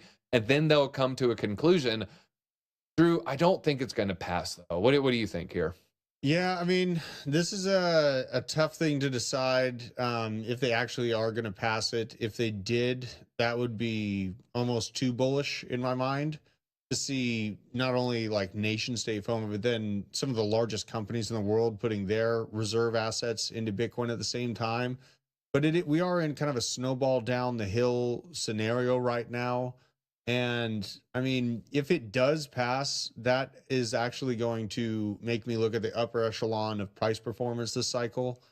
As it sits right now, maybe they'll do, a small portion of it, as a little bit of exposure to start the ball rolling. But thinking about just hammering into it with their treasury, it's a little too bullish in my mind. And that's coming from me. I'm historically like the most bullish person I know, but it just would be hard to believe all of this happening at the same time, but we'll see. It's a nice conversation to see happening. All right, I was going to pull up Solana, then I accidentally hit 4 hours. So, I want to see if it is in a good accumulation target area. And, oh, wait, we got it. Here we go. Right now, it doesn't really know a direction. I don't have my RSI because TradingView is probably, just everybody in the world's trying to use it right now. I can't help but see a little bit of support right here. It's the top right there. It's the bottom where it wicked right there. It's the bottom where it wicked right here. These are 4-hour candles. So we're going back days and weeks here. This is 5 days prior. That's about 2 weeks prior. And then the top right here, that is about a month prior. That is 28 days prior. So this is an important level, but you can see if Solana breaks down, maybe. Just so y'all know, we look like we may have a possible dip incoming. So get ready, but we may not have it, but I'm just saying, just in case, we may have a dip. We'll see what happens, though. We'll see what happens. Stimulus news. But yeah, Solana is definitely in a do or die moment. It might fall another $5, $10 pretty quickly here. Yeah, I mean, looking at that chart, I'd feel like around 210, maybe $200 more so would be the level it can definitely hold. That's just looking at the overall volume and kind of what it built up in that price action. So for me, I mean, I am kind of tempted to put it along at times. I make good money trading Solana. But I mean, it's been pretty sleepy. A lot of the highlights are on Bitcoin, Ethereum, and then even Chainlink. Chainlink took a lot of the mind share this weekend. So yeah, it did. Some might say I see a drunken Head and Shoulders to the side. So maybe just keep an eye out. Some coins might try to make a little downturn here, folks. Now this is news that dropped over the weekend. We didn't get to cover it because it happened late on Friday. Did you see this, Drew? Where the U.S. Treasury Department had a report on Bitcoin? Yeah, I mean, I saw a little bit of it. The Treasury Department's being pretty open about that. I kind of want to focus on that. Why do you think you only saw a little bit of it? Because it's too bullish to announce publicly, and then they would allow regular plebs to front run the Treasury, so I think they're trying to hold back people from just knowing outright what the plan is. Do you know about when news organizations want to bury a story, what they do when they release a story? Probably Friday night or during the holiday. Right. That is right, folks. So this is a giant story here. The Department of the U.S. Treasury has published data comparing Bitcoin to digital gold. The strategic Bitcoin reserve is coming. And in this, you can see it right here. Primary use case for Bitcoin seems to be a store of value, aka digital gold, in a decentralized world. Speculative interest seems to have played a prominent role in the growth of digital tokens thus far. This is huge news. But they released it Friday evening. The Office of Debt Management, which is a department within the Department of the Treasury, released this Friday evening. I asked Grok, if a news org wants a story to be buried, when in the week should it be released for minimum engagement? They want to minimize engagement. The best time to release? Generally late on Friday afternoon or evening. The timing is often referred to as the Friday news dump, and when media attention is likely to be at its lowest due to the upcoming weekend. So people are winding down, yada, yada, yada. Just, it almost makes me more bullish that they released this Friday night, middle of the night. It's kind of like they whispered it to an AP intern and then just disappeared into the night. It's kind of like the Jay-Z story. That dropped on Friday night, too. See, Lacar says, here we go. You're legit. Shout out to you. Hope you're doing good, brother. Legit. 99 problems. I'm not even gonna do no jokes there. That's just a terrible, terrible situation. I will say I saw Jay-Z and Beyonce as a couple lately. They don't look like the Bonnie and Clyde music video couple. They look like different people. Yeah. One like turned. If I was on the basement, I'd drop some base takes here, but you know, maybe come on down. You know, we're running at 12:30 today. Come on down, just let it all I got some out. family coming in. Got some family coming in. We're gonna go see the fiance at her new spot where she's holding the down. Well, the I'm fort going there. in on it either way, so we'll have fun. All right, it's gonna be good. It's gonna be good. All right, now let's talk about a little bit more about that Bitcoin conference. You saw Josh was out there. You saw CZ was out there. Trump family members are out there. Have you heard the I want my suitcase? Have you heard that audio yet? No. It seems to be a Barron Trump audio's like sweeping the nation right now. I don't get it. I hear it come from like, oh boy. I hear it in other memes. Oh, I want my suitcase. No, it wasn't Barron Trump. Okay, it wasn't Barron. But there's a different Trump brother there, Trump son, Trump family and allies to bask in the crypto industry's euphoria at a Gulf Bitcoin gathering. This is the Bitcoin 2024 conference in the Middle East here. It's Eric Trump. Eric Trump's going to deliver tomorrow's keynote address with their times. It'll be kind of like late this evening here, or you know, early Tuesday at the Bitcoin conference, which is projected to draw more than 6,000 people. And then we'll hold a whale-only chat in the conference VIP lounge. Now we saw ZZ at the VIP lounge with Josh. So now we got to send Josh the questions to ask Eric Trump. What should Josh ask Eric Trump? Oh, I mean, you're asking me? Yeah, I mean, because between Sam Arms, you know, we're going to be in the VIP sections. What should he ask Eric Trump? If you can ask Eric Trump anything, what do you ask him? If I'm getting around the Trumps, I'm asking what's the ticker, bro? You know, what are these kids up to, man? They're going to tell you to buy World Liberty Finance, though. And so now what? Now what's the second question? You know, I would really ask, you know, if they're going to be involved in politics too, you know, because I think about the Trump kids and I think 10, 20 years down the line, what the political landscape would be if Barron Trump were to run for president. You know what I mean? People want him to ask Eric, does he like his brother's suitcase, I guess. Oh my God. I like my suitcase. Now you're going to hear that audio at some point. Yeah, I got to check it out now. Apparently this is a thing. It's like an old clip of Barron as a, I guess, 7-year-old. And he's like wearing a suit and carrying a briefcase to school in like 2nd grade. Oh, that's adorable. Yeah. I think that's adorable. It was before he reached 8'7". Dude, I'd be as a 14-year-old. I would be proud of my son if that was him, man. That's just me. All right. Other speakers are going to be at this conference include Justin Sun. And so we're definitely going to play some probably Justin Sun clips tomorrow or the next day whenever he comes in. So very, very big conference. Arguably bigger than the Bitcoin conference in America, because who has more money than UAE wealth funds, Drew?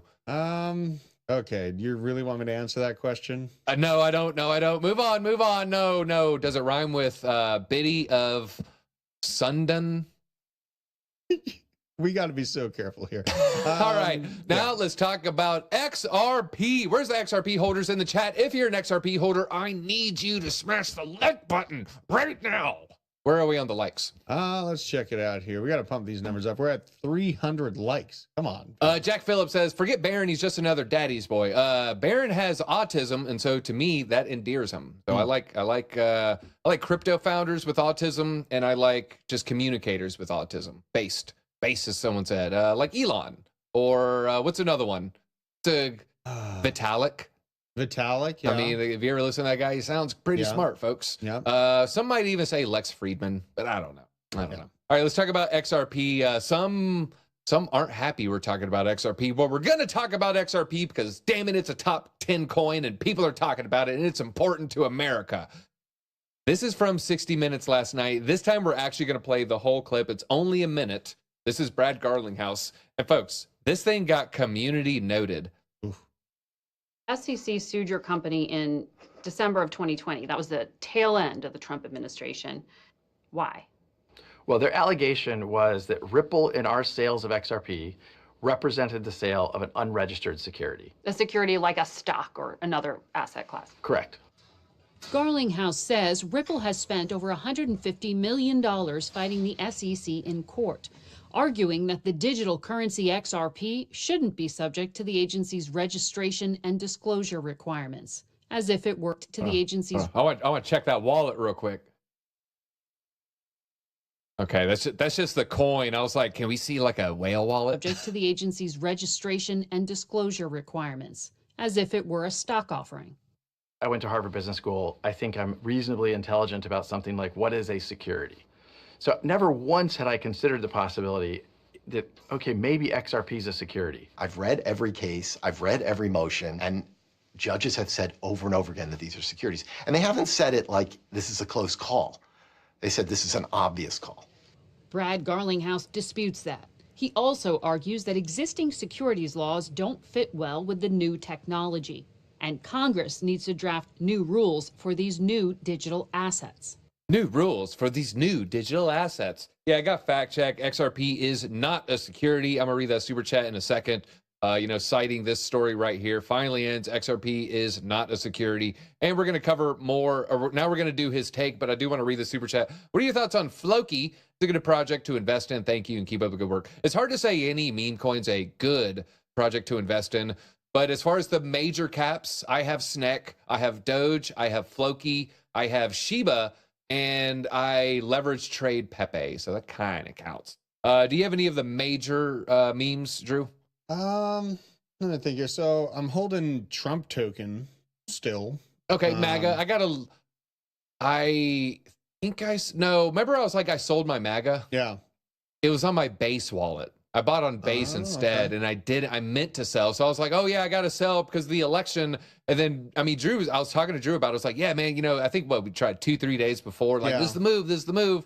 And then I checked the wallet and it was empty. And I was like, oh, I guess I already did. I don't know. I found it like a month later in my Base tab on my MetaMask. And I saw the price go down from when I wanted to sell it. I was so frustrated, man. I don't really mess with them if they're a large market cap. Do you not have Doge? Did you not get Doge at a nickel, 10 cents? No, we were shouting from the rooftops? No, I didn't. And really, historically, I'm only interested in meme coins that are really like solid communities that are under $10 million market cap.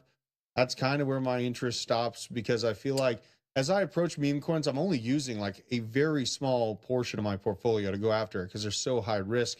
And I just try to find ones that, look solid enough to be something a half year from then and have an insane upside to them, because they're extremely high risk. I want an extremely high reward. When I see a meme coin that's already at $1 billion or $10 billion, that's where kind of my interest begins to wane. So, someone said, I didn't know Shia LaBeouf was in crypto. You ready for my Shia impression? Give it to me.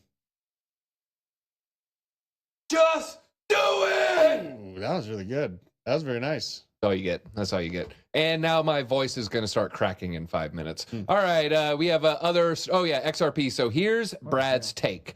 Here's Brad said they did bad. He slammed 60 Minutes, and here is why. So he criticized 60 Minutes for how it portrayed crypto and Ripple in a segment from last night. Following the broadcast, he took to X to address key omissions and what he saw as misrepresentation of crypto's utility. So let's click on the X account right here.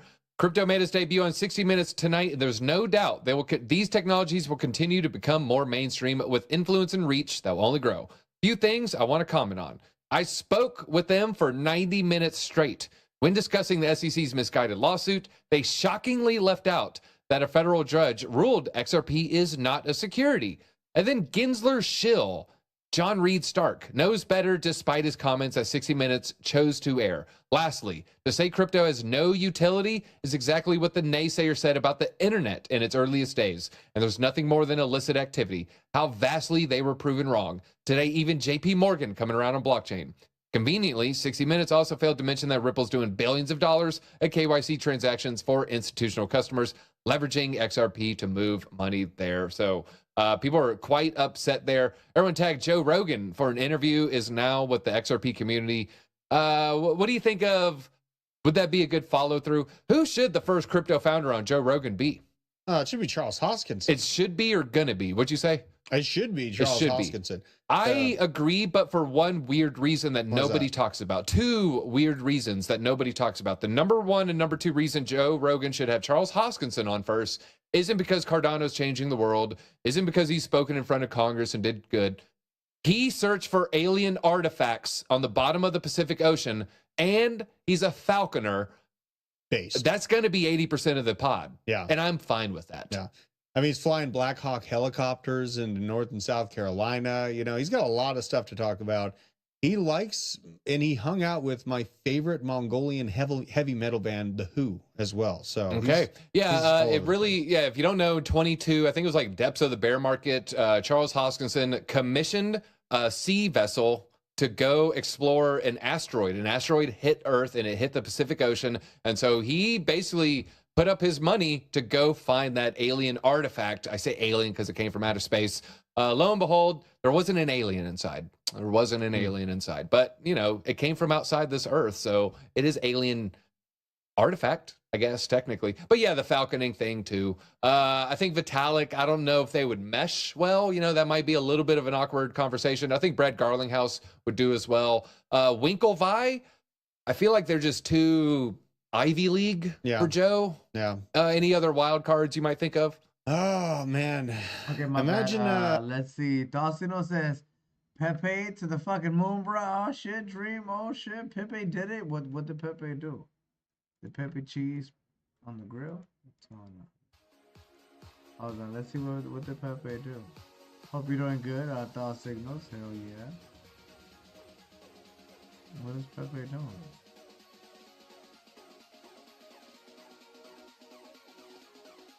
Oh, Pepe's up 4%. Okay. Okay, legit. See a 30-minute. I had a downtrend. Oh, look at that. Oh, it got a green super trend. Oh yeah. It got a green super trend. You finally broke out. Look at that. Good shit, Thought Signals. Look at that. Remember, I was like, if you break out of that, you're good. Look at that. You broke out of the downtrend, brother. Legit, brother. High five. Yo, smack. Legit, Thought Signals. And your 30-minute got a green super trend, so you're gonna push up more. Legit, Thought Signals. You better go make more, because you got a green super trend on the 30-minute, and you're above the 20 EMA, and you just started to move up. So that's good. Make that money, Thought Signals. Hell yeah, brother. Hell yeah. See, that's legit. That's legit. That is legit. DogeCoin still looks like it's taking a crap right now. Ain't no worries. We'll come back. Ain't no worries. We'll break out of this downtrend. It'll be legit. Alright, so this is a 30-minute. Let me see if I can do a downtrend hour from like over here. Alright, let's see if we could fix this over here.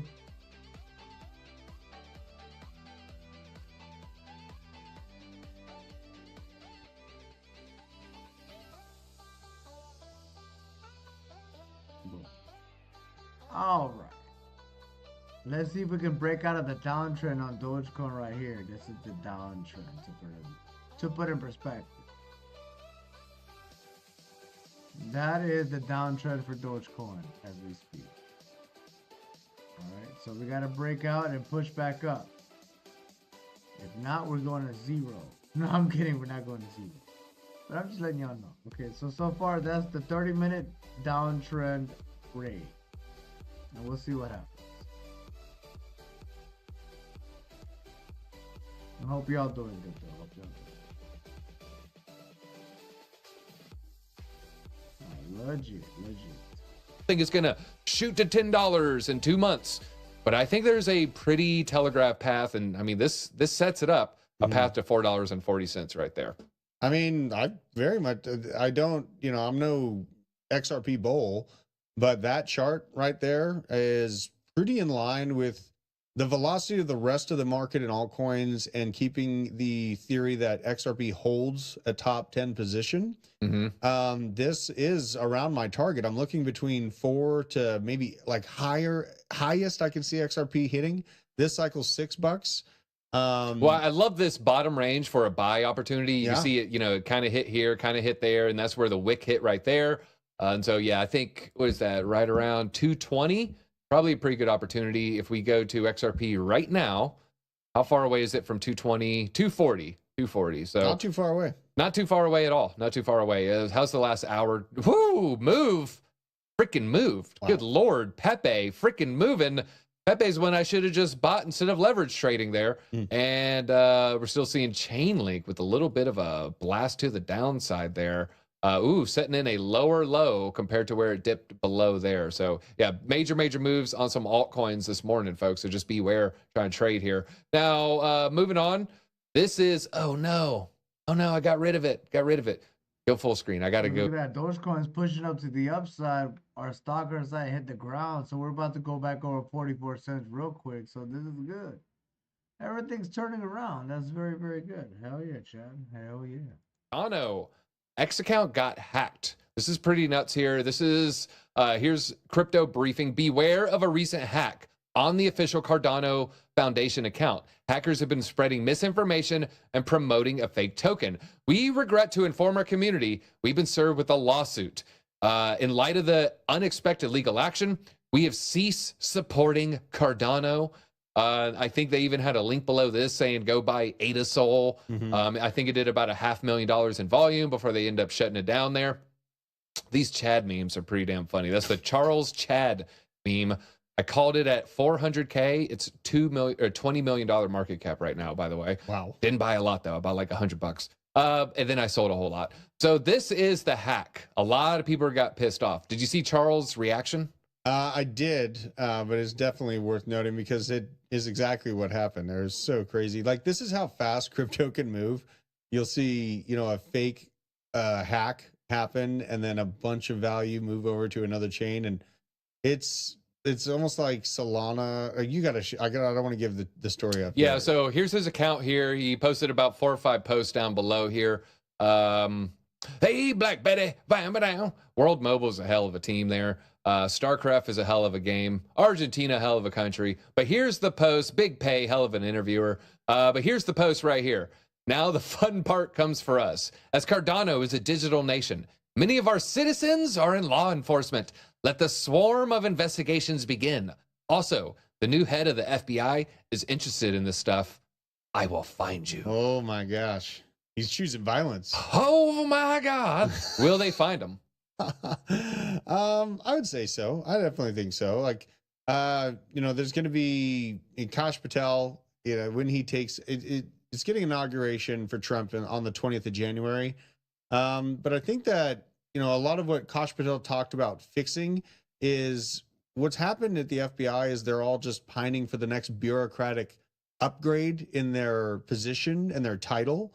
But I think Kash is going to come in and actually, you know, throw a bunch of work at them, get them out on the streets and actually stop crime from happening rather than just pining for their next position and new office space and higher pay grade. So I think it's going to be healthy.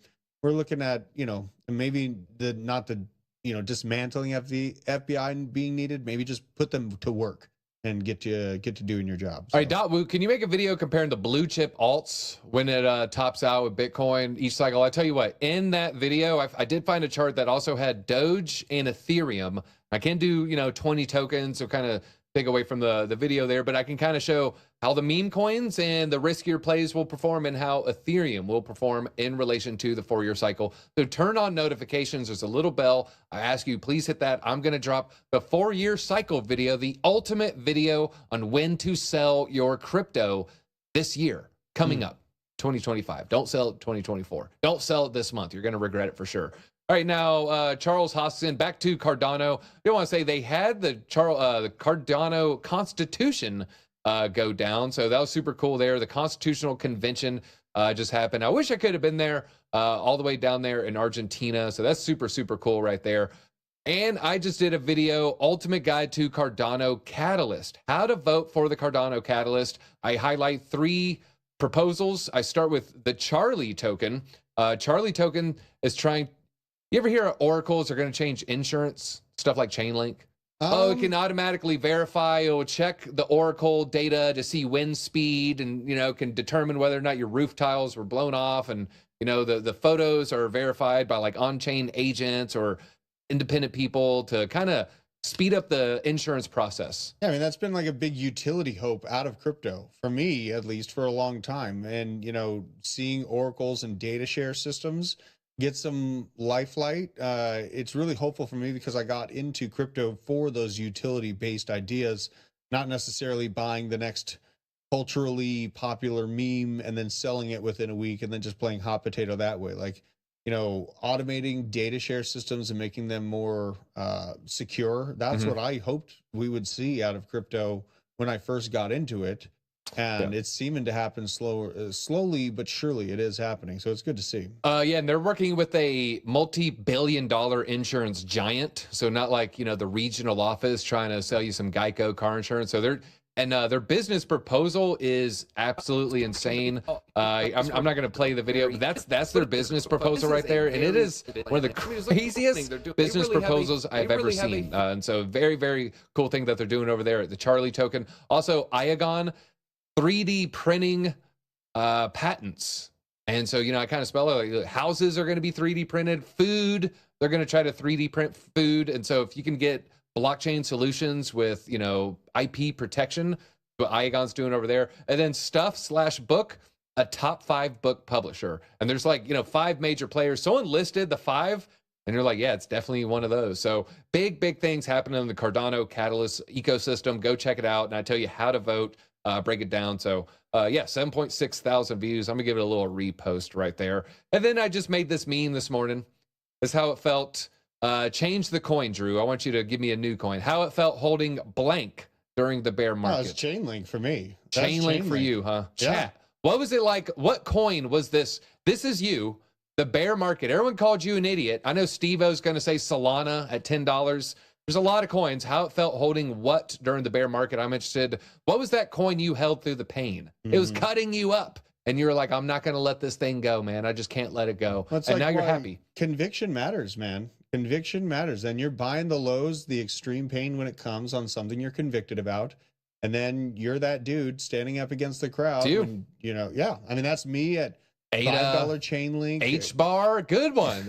H-bar for sure. Injective. Yep. Absolutely. And, also your Cardano thing. I mean, I sold Cardano at 60 cents. Litecoin, ETH.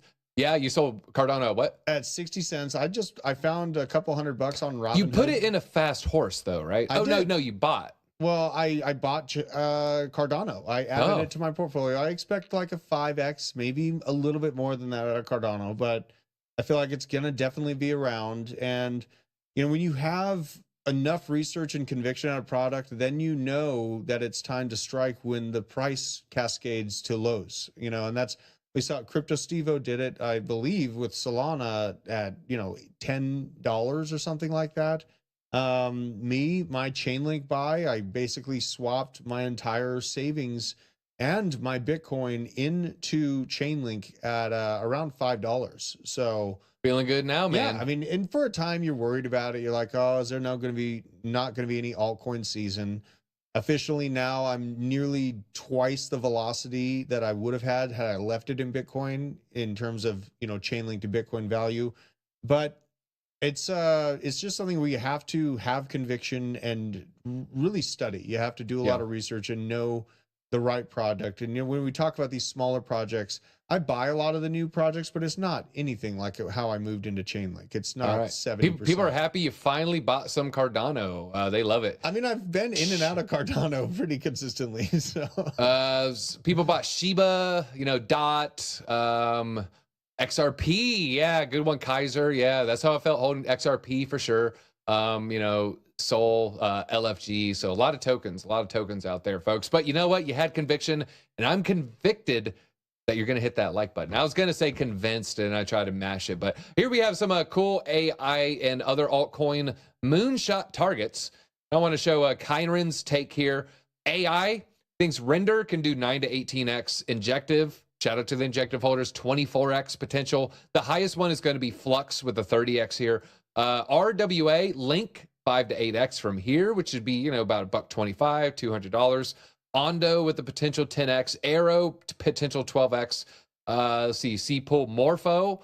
I would add Moonwell to this as well. Near ICP, Mina with the 23x. Drew, sometimes I'm trying to chase some of these fast horses. The last coin I bought on Coinbase was Moonwell. I shared it with you guys on the live stream, I think Wednesday. Mina is just one I cannot sell. I haven't sold it yet. I you know, it hasn't been performing great, but I do think it's going to turn around. So, you know, you're hearing DZ talk about it now.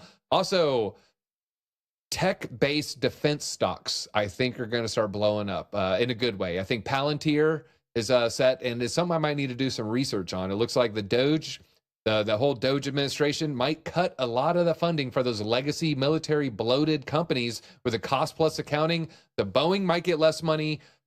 Lockheed Martin might get less money. And some of these smaller VC-backed San Francisco-based defense companies really might start making some major moves, folks. So we'll keep an eye out on all those as well. And then last, I want to end Pepe flipped Uniswap.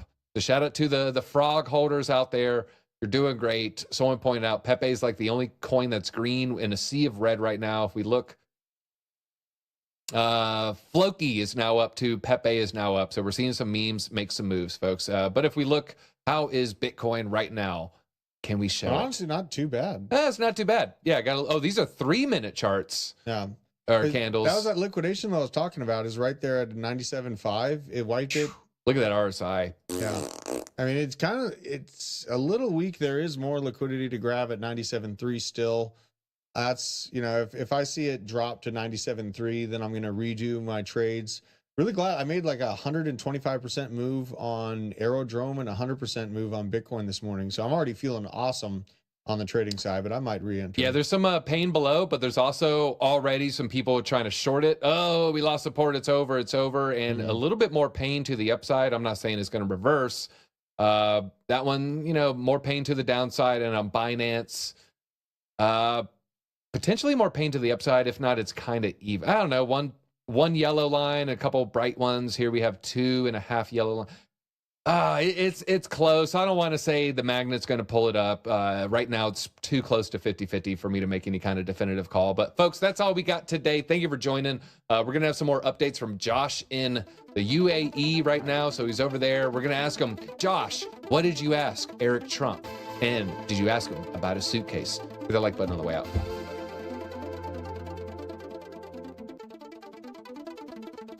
He was muted. No. He screamed something and he was muted.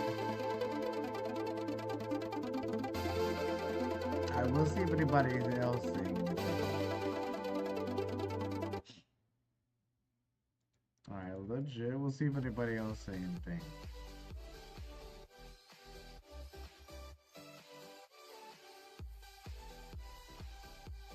Alright, let's go. Let's see what this guy got to say real quick.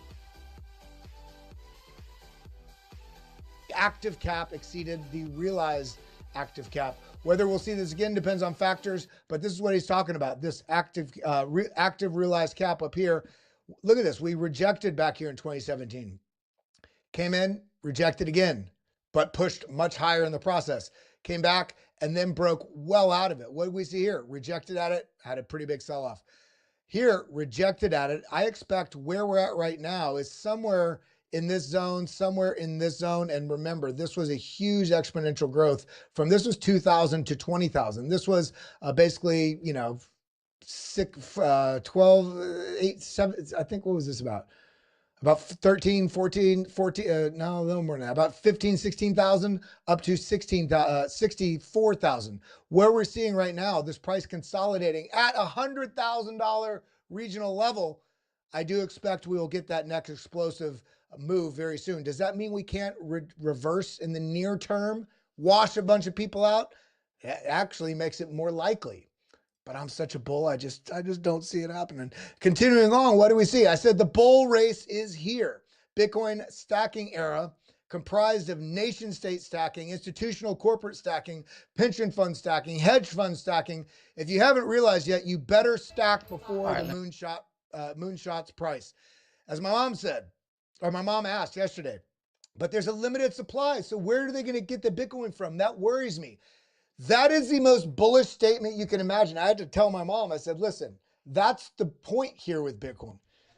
There's such a limited supply. We are going into a supply shock region of this price action. So when people are looking at the price, the answer is they have to mine more. That's the answer. They have to mine more. That's it. That's the only answer.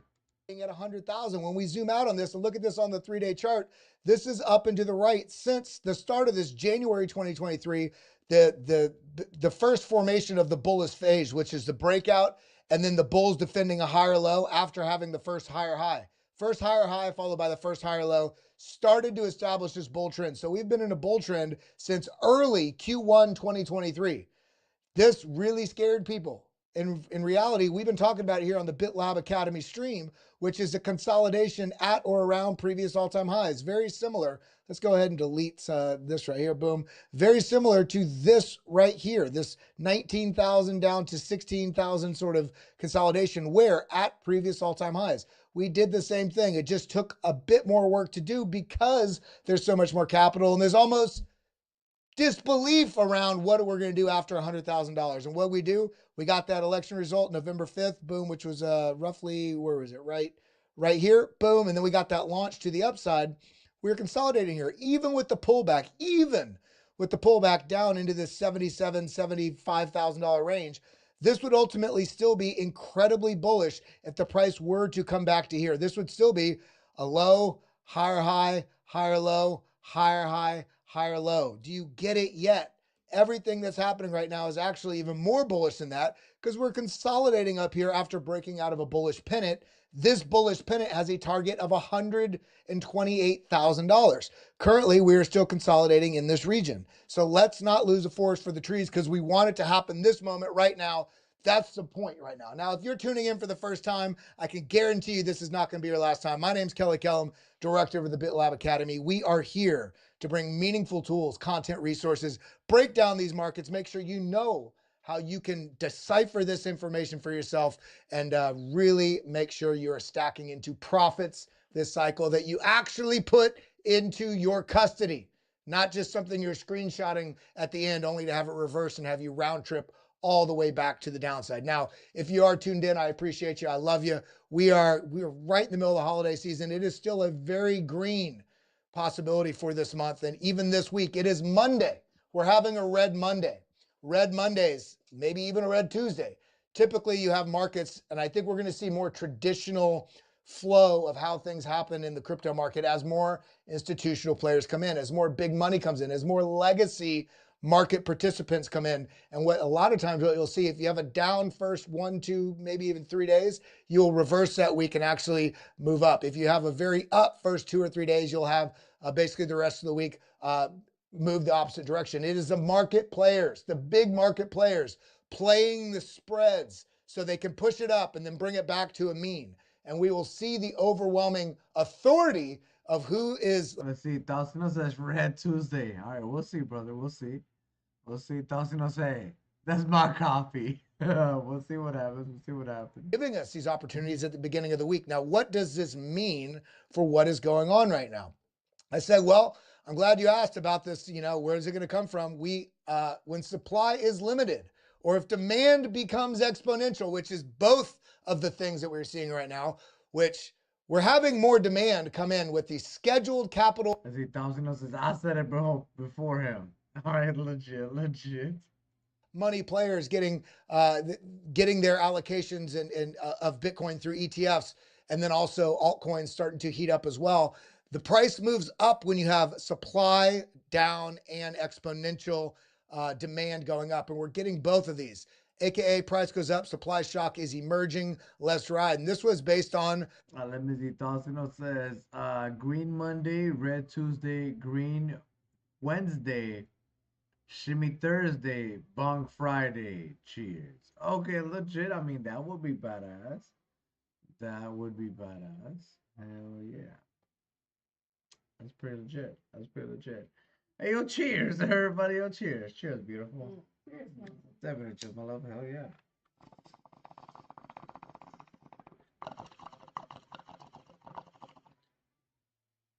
Legit.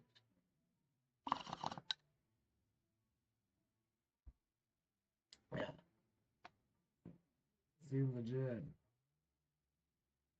I like it. I like it. We have that Bitcoin halving. The halving is a reduction. Let's see what happens. Oh yeah. Shout out to y'all. Shout out to you, Thought Signals. Shout out to everybody on YouTube, X and YouTube. I mean X and Twitch and YouTube. All right, legit. Sorry, auditing the entire Bitcoin ecosystem every 10 minutes. Shit, the Pentagon has failed every audit they've ever done. And they do once a year. The Bitcoin network gets audited every 10 minutes, and the miners get rewarded for that when they compete to. Let's see. Thought Signals says Doge going back to 48 cents. Awesome. Yeah, we're going back. So it's all good. Ain't no worries. Ain't no worries. We definitely going back. So it's all good. It's all good. And we're going to break over 48 cents. So we go into price discovery, and it's going to be a good run to the upside. So, hell yeah, it's going to be badass. It's gonna be badass. Yeah, I hope y'all doing good. Legit. You want to know what it means when Chinese liquidity is about to explode? We're about to have more fuel for this Bitcoin bullish fire. The global liquidity cycle is about to move up dramatically.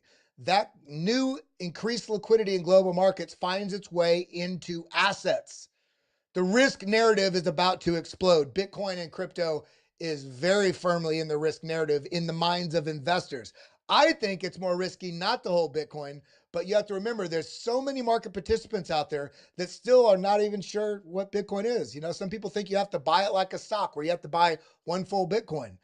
There's so much awareness and education that still needs to happen, and it's just getting into the mind and the zeitgeist of the people. This is from Bitcoin Realist, commented on one of my posts today. He said, the whole sideways bull over the last few weeks has been a very clear shakeout of the tourists before the parabolic move rally gets going. My question for you is, are you here as a tourist, or do you see what's coming? Do you see where this is going? If you do, if you have conviction in looking at this data rather than buying based on price, you will not be a tourist, meaning you will be able to take profits in the future rather than jumping into every move, only giving your capital away. Continuing on, what do we got? MicroStrategy, every week, the last several weeks, bought another 21,550 Bitcoin, 2.1 billion worth. They now hold 423,000 Bitcoin over that, worth $25.6 billion. Guys, and this is only getting started. Bitcoin is a network that everyone participating, let's actually listen really quick to Dave Portnoy, who famously had a very confusing and belabored explanation. Let's see 1 second. Let's see. Caster12 says, yo, what's up, guys? Hope you're doing good. Thanks. Hope you're doing good too, brother. Hell yeah. Let's see. Caster12 says, it looks like we're having a red day, but I feel like today is going to be green. It feels like that. I like it. We hit 42.85. Oh. He talked about, because we have the video of the Winklevosses telling me Elon Musk is going to outer space and raining gold down. Hold on. Borns, listen to what the F I'm saying, okay? I said it's very possible for price to go down to $77,000. I didn't say we are. If you cannot listen and decipher words that are clearly said, you will not make it in this market. You will not make it in this market if you are listening to things as absolutes, and you deserve to lose money if that's the case. I don't think any of you deserve to lose money, including you, Born. So what I will explicitly say yet again, if I did not say it clearly, I said, if the price went down to $77,000, that would ultimately still be very bullish, because that would still be low, higher high, higher low, higher high, higher low.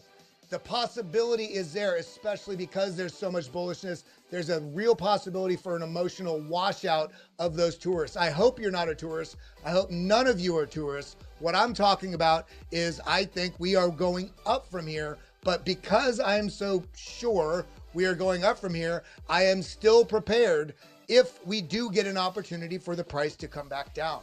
That's what I said. I hope that re-explanation, saying the same exact words yet again, helps you understand what I'm talking about. So don't do this fucking bullshit. Bro, you said it's good. Listen to what people say. Don't go and spend some weird bullshit because you're not listening to what people are saying. It's Monday. It's Spicy Monday. Turn off your speakers if you're around kids or anywhere in school, because I'm going to keep it fucking real today, because that's what this is about. I'm tired of people not reading data correctly. I'm tired of people misconstituting what people say. I'm tired of people saying, you said this. I have been fucking on point with where price is going for the last 2 years on this channel. And if anybody here that's watching this an OG, that's been watching for days, but not watching for months, watching for years now, throw a 1 in chat if you've been seeing the calls I've been making, because they have been absolutely firing on point. So let's get back to it. Now that you so rudely interrupted me, Borns, let's get back to it. And listen, it's going to be hard truths from here on out. I'm not going to sugarcoat it with people anymore. Let's freaking go. All right, boom. I don't even care what Michael Saylor said. He said this right here: Bitcoin is a network that everyone's participating are engineered to win. Why? Because every other asset is rigged against players, the participants. Bitcoin leveraging, capturing the flaw in every other asset. Bitcoin is rigged to benefit anyone holding. That's what I said in regards, paraphrasing to what Michael Saylor said. So, okay, we're getting back to it. Let's get back into it, because we got some TA we want to jump into. We got some signals we want to jump into. And before we get to that, Iran now embracing Bitcoin, whether or not you like Iran or not. Again, whether or not like Trump or the administration, you have to look at markets for what the impact of the speculative nature is going to be on that market. More large countries, also part of BRICS, talking very positively about Bitcoin. Bullish, bullish, bullish. In addition to that, Bitcoin will flip gold, says Balaji, who's a very notable analyst and investor in the space. And this is the percentage share of that market cap that we're seeing, the ratio. And look at this. This is on an absolute bullish trend to push up and eclipse gold at some point in the future. Will it happen this cycle? Probably not. Could it? Yes, but that would be an astronomical move if that were to happen. It will probably happen next cycle, potentially the cycle after that. But I'm down for it whenever it happens. I'm stacking and I'm prepared. Just be careful. Hey, I love you guys. Boom. Consider this. Bitcoin's place on the global stage is so solidified. The U.S. Treasury Department calls Bitcoin digital gold, and it didn't affect the price. Understand what that means. That's not bearish. That is so damn bullish that Bitcoin has such a strong ecosystem. And people are like, yeah, of course they say it's digital gold, because everybody, we know that. Nation states are on pace to start a Bitcoin arms race. Fortune 500 haven't even really started stacking. Most asymmetric trade of your life. This in you, I don't know what I was saying. The trade, oh yeah, so this is the most asymmetric trade of your life. This in the fact that you trade your... Let's see, J. Rodriguez says, bro, where you been? Yo, cheers, everybody, yo, cheers. Yo, we've been having horrible connections, that's why, man. It's been crazy. So, like, our company, like the one that we use for internet, they also got wrecked. So we couldn't do nothing. So it is what it is. So now we're good now. We got good connections, so we're stable. So everything is good now. Hopefully they stop getting wrecked. As he catches your cheers, your text. How are you still up, bro? I don't know. Oh, that's sativa, man. That's sativa. That's sativa would be crazy. Caster says, I went to bed and woke up and you still streaming. Love it, yo, legit. Yo, cheers, everybody. Yo, cheers. Cheers, beautiful. Definitely cheers, my love. Hell yeah.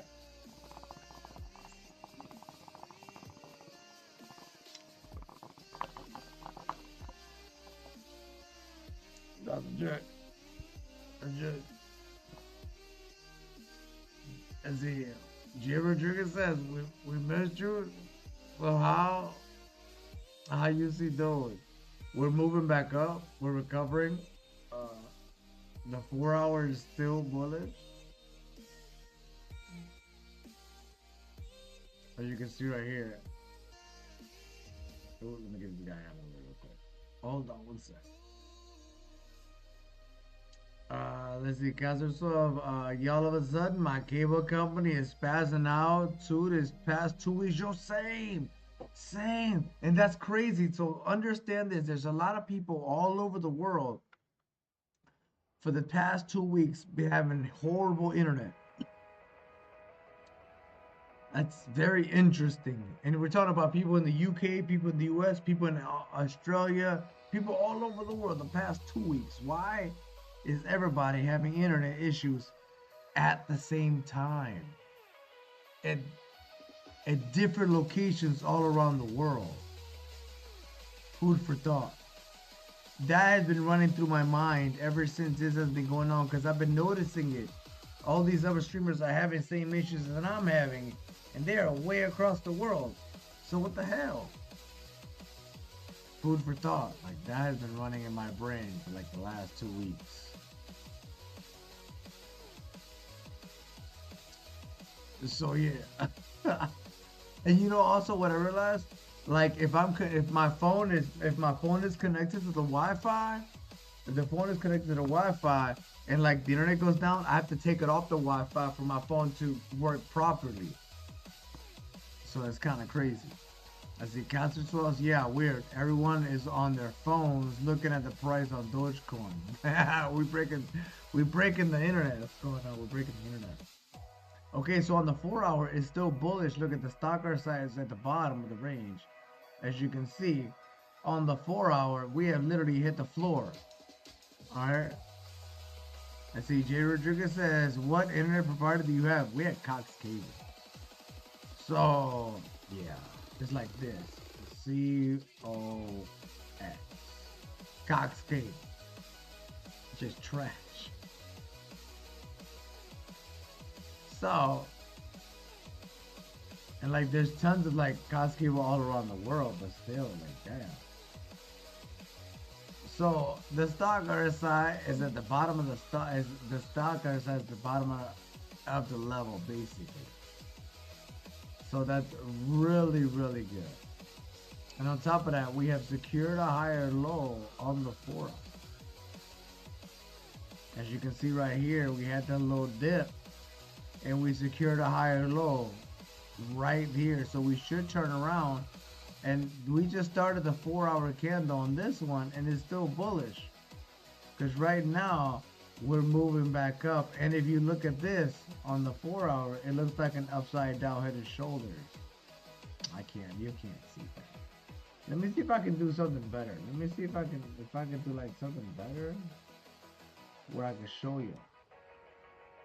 Where is stuff? I hate these two.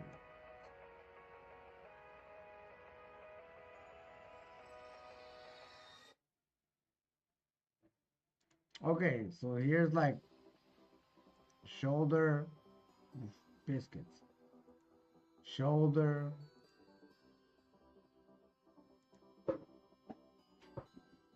Head.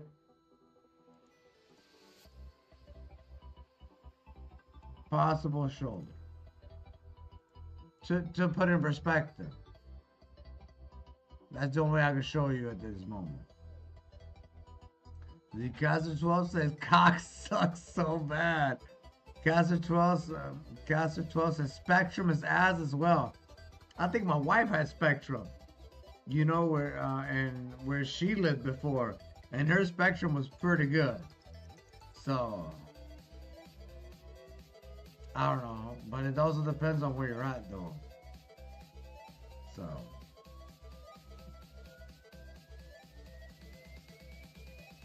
So it's pretty good. It's pretty good. So like we're trying to move back up, so that's kind of good on the 4 hour, and we should be able to because the stock RSI is on the floor. So we roughly has found the floor, and we should turn around. We might get one more little dip, possibly. One more little scare, but then after that we should move to the upside. All right, we don't have to, but just in case, be ready for it, just in case. So I mean, while you're holding, you could just hold through it and be all right. And like, oh, okay, this is a little bit. That way. I see Gogo says the problem is you speak too many facts. Yo, right? I speak too many facts. If you like that, you'd be like, hey, cut him right now, cut him right now. Shut that shit down. Shut it down. Let's see. Thoughtsino says, for me, I have Infinity, X Infinity, 1.2K megabytes, 131 a month. Okay, so like X Infinity, I tried to use that, but it's not available in my area. X Infinity is not available. The only thing they connect me is to Cox Cable. I was like, oh, you sons. Or AT&T, and I'm not using AT&T. Hell no. That's the only two connections they got here. AT&T or Cox Cable. And I'm not gonna get Starlink, not yet. I'll wait till like the end of the book.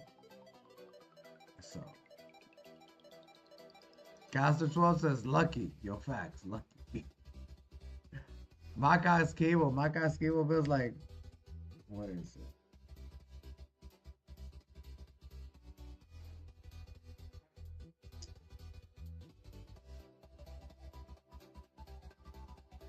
Actually, I think it's like 180 a month, something like that.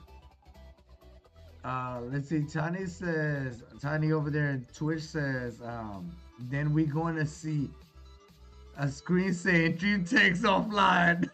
No, dude, no. Suspended. Violation of term of service. No, man, that would be ridiculous, bro. That would be ridiculous. Let's see, speaking too much facts, yo. Right, Tiny? Right? Facts. Thousands says, hell no, AT&T is terrible, man. That's what I'm saying. I can't do AT&T. I have like two horrible connections in my area. Cox Cable and AT&T. Like I have no other choice. I was gonna say, yo, facts. Yeah, it's ridiculous out here. It struggles out here, Chad. It's crazy out here in these internet streets. These internet provider streets. It's crazy out here. See, catch yourself. For me, best service was Sprint, where I was at. Okay, legit Sprint. I think they got Sprint here, but I don't trust it. I think, but I don't trust it. No, because I had Sprint before. But man, that was like, I had Sprint like 8 years ago, or 10 years ago. Man, I hated Sprint, man, 10 years ago. But after that, I disconnected. I was like, nope, never again. Never again. That was when I was in the military. Yeah, no way, dude. Actually, that's more than 10 years ago. That was like, that's possibly like 15 years ago. Yeah, like 15 years ago. Damn, it's been that long? God damn, I'm old. Alright, legit. Let's see. Cancer 12 says, and AT&T is okay, but it's also the only one we have in our area. Okay, legit. I mean, you gotta do what you gotta do, so I feel you. Yeah, so it's all good. It's all good, Cancer 12. It's all good. Let's see. Tiny says Spectrum is the best in my area. Spectrum. Okay, legit. Like I said, my wife had Spectrum. That shit was banging. Like she had best internet, but thing is, she was in the woods, so it was all good. Like everything was good in her area, cause ain't nobody was using it. You know what I'm saying? And the woods is legit, cause ain't nobody everybody in the city right now using everything, 24/7. You know, I'm like, damn, bro, go to sleep. Let me use my shit sometime. Right, man? You see, most people, yo, it's facts, man. See, Tanya says, no way, a ghost in the woods. Yeah, the ghost was living in the woods. I was out there. I went to the wrong turn, and I heard, woo. I was like, oh shit, what the fuck is that? And I seen a ghost. Like, oh shit. So then that's how it happened. How it happened. You know how we have our water bottles like that when it's open? Yeah. Toxic literally just threw in there and just start fucking around with it. Yeah. This dude just pull out his orange cat shenanigan out of the fucking water. Listen. He's like, what the fuck is doing in there? It's a baby. Oh, the baby. That was ridiculous. Oh, that's ridiculous. I agree. Let's see. Tausino says Pepe going down. Whoa. I think everything having a little bit of a dip right now. TJ Rodriguez says Verizon feels is pretty good. Verizon. Oh man, I would have to put, see Verizon. They got Verizon around here, but I gotta pay an arm and a leg. You know what I'm saying? Like Verizon. I'm too poor for Verizon. Especially having their internet. Oh man. Verizon's like, we need your kidney and one of your lungs. And then we'll get you set up for 12-month service of like $800. But they need my kidney and a lung for like down payment. So the struggle's real. The struggle's real. And you're thinking about the ghost. Ooh, yeah, it was ridiculous out here. It was ridiculous in the forest and everything. The woods. See, let's see. Tiny says, I see the ghost trapped you. Hey, it was a pretty cool trap. It was a pretty cool trap. That was a legit trap. High five, baby. That was legit. Legit. Let's see. Tausino says, I did a top sell before it dropped though. I want to buy back in. Maybe I should wait, right? Let's look at it. Let's look at it. J Rodriguez, haha, a kidney and a lung is crazy, bro. Yes. That's what they're paying down payment. They say you can't give up kidney or lung. No, we can't service you. That's the down payment requirement for right here. And then they're like, okay, you qualify for like $800 a month for 12 months. I'm like, damn, boy. Shit, take my other kidney and lung too. Shit, while you're at it. They're struggling out here, Chad. Crazy out here in this Verizon streets. Let's see. Tiny says you could probably get the kidney, but not the lung. we need it for the cheers, yo, facts.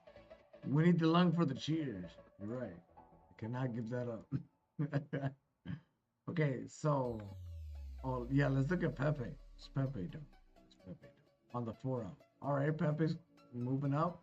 Look at that 4 hour. Look, Pepe is like literally, you know, turning to the upside still. That's still good on the stock RSI. Look at that. That's very good on the stock RSI, Pepe. So 4 hours still okay. 4 hours, not financial advice. Let's look at the 30-minute. You have a green super trend. That's good. You ended up breaking out. So you're probably gonna shuffle. So you broke out. Okay, so where's my cheat? There it is. So you broke out of your downtrend. You're probably gonna go back test your downtrend and then move up. And then this is your 20 EMA, which would make sense to put it in perspective. You know what I'm saying? Possibly you could buy back in at, you know, probably like 26. Low 26 to put in perspective. Not financial advice, because it could just rocket to the upside. But you're also getting overheated on a 30-minute on the stock RSI, as you can see right up here. You know what I'm saying? You can see it's turning to the downside, so you are going to have a little bit of a tumble on the 30-minute. We'll leave that there. See how that goes. Let's look at the 5-minute. All right, the 5-minute is trying to have just a little bit of a tumble, and that's fine because you're finding a floor, possible floor. Let's see, that was on the 1 minute.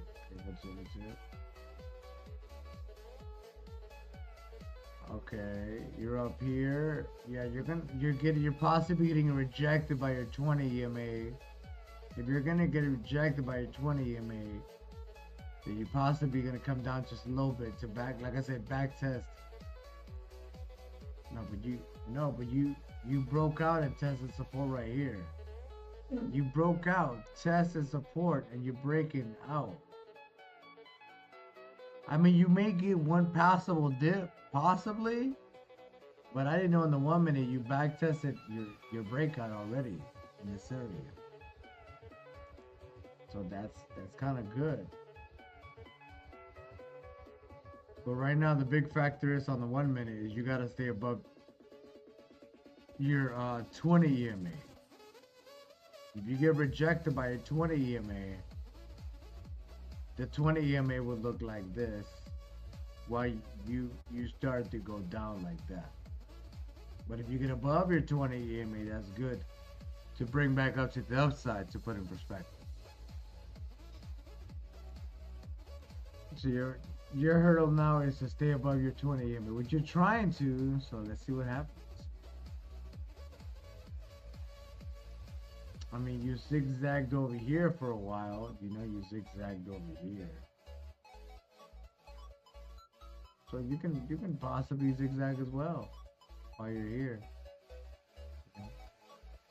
Because you did the same thing with, you formed a W, see, you had W right here, and you bust it out.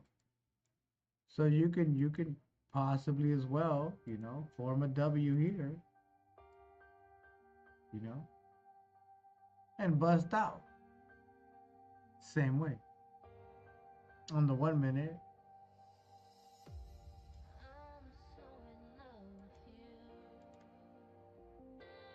Let's see what happens. Let's see what happens.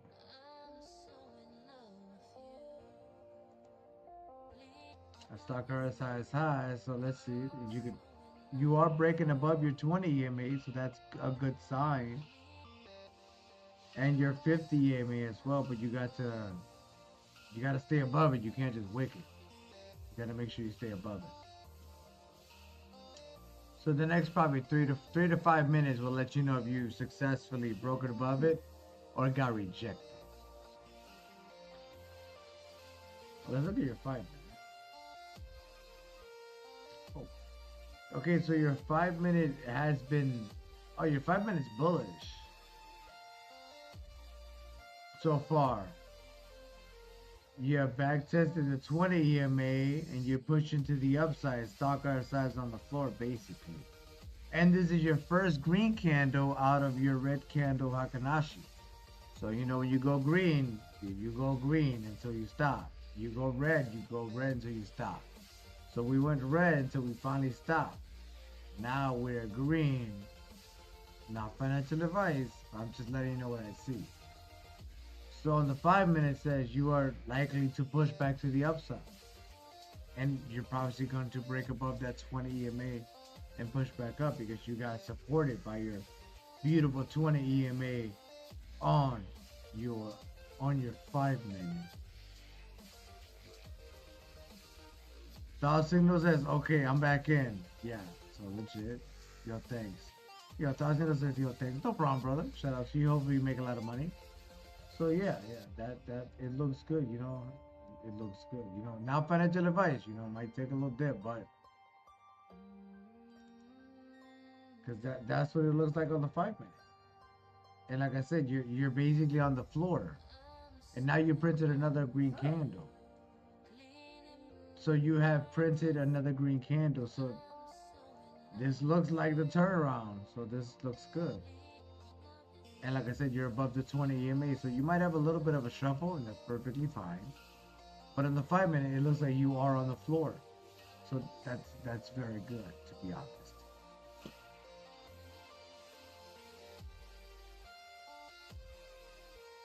So it's all good. It's all good. Ain't no worries.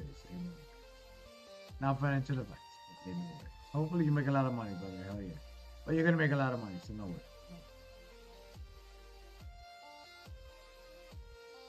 So what do we do here? What's happening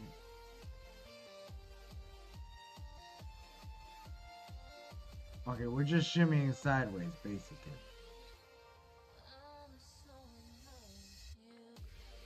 Okay, let's look at the 5 minute real quick. On Doge. Okay, we had a little bit of a tumble. That's fine. We've hit the downtrend. We're trying to break above the downtrend right now. We are above the 20 EMA on the 5 minute. So we gotta sustain that, and we're above the 50 EMA on the 5 minute. We're kind of high on the stock RSI. And that's fine, we can still stay up there. But if we start to come down, then we're gonna have a little bit of a dip. For the stock RSI, the 5 minute to reset. But if we push up, we might ding our heads at the top of the resistance right here. Like that, come down, consolidate, and this will let this to come down, and then we could probably just finally break out as the stock RSI pushes back up to the upside. To put it in perspective. Or we're just gonna go to zero. No, we're not gonna. You're talking crazy. No, we're not gonna. So it's all good. Say no worries. Say no worries.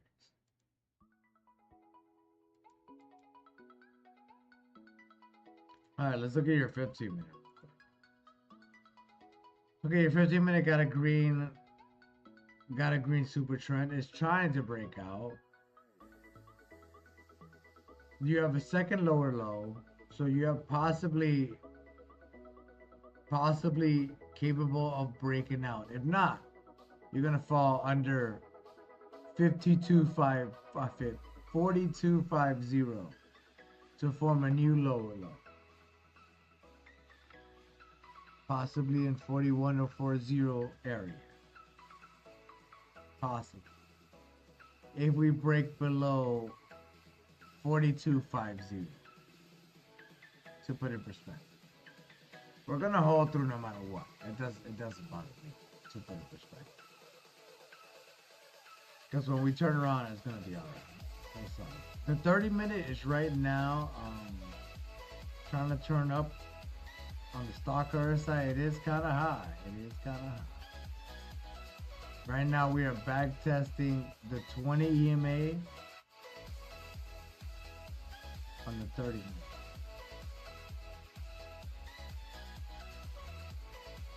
So let's see. Caster 12 said, I still got my swing trade for Jasmine. I'm doing okay so far. Can you take a look at Jasmine chart? Okay, let's take a look at Jasmine.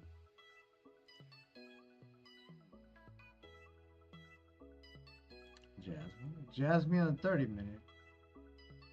It's looking like everything else right now. Okay, so you formed a new lower low on Jasmine on the 30 minute. As you can see here, we have a new lower low. This is your higher low, and you started your downtrend. Let's see, Caster still said, thank you, no problem, bro, no problem, bro. So you started your downtrend. You got to break above your 20 EMA.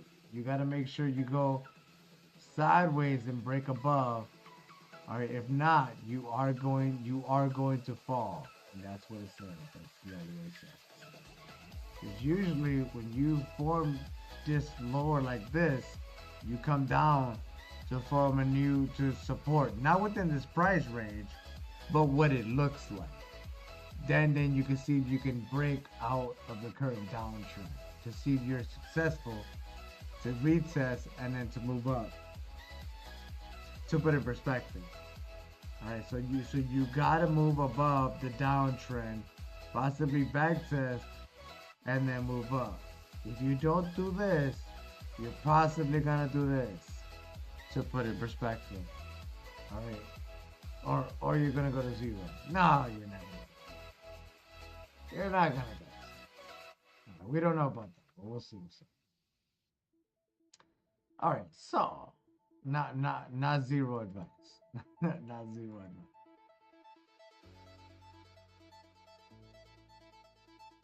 Oh, so yeah, that's what the 30 minutes looks like. Let's look at the 2 hour. All right. Your 2 hour just got a red super trend. But your 2 hour also is hitting the floor in the stock RSI.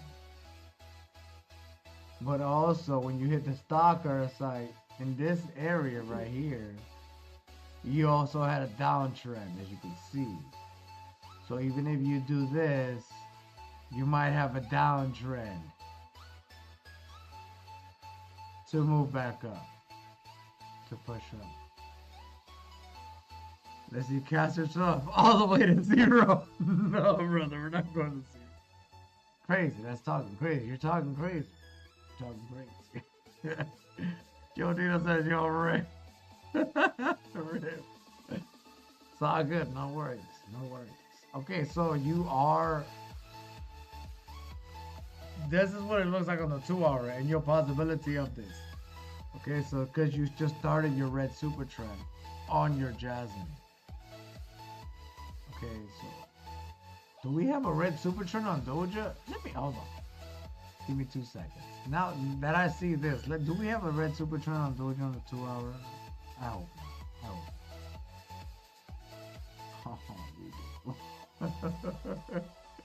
okay, we had a red super trend in the 2 hour, but it's okay because we started the W. We're starting the W. Alright, we're starting the W. We're starting the W to go to 0. No, I'm kidding. We're not going to 0. Talking crazy now.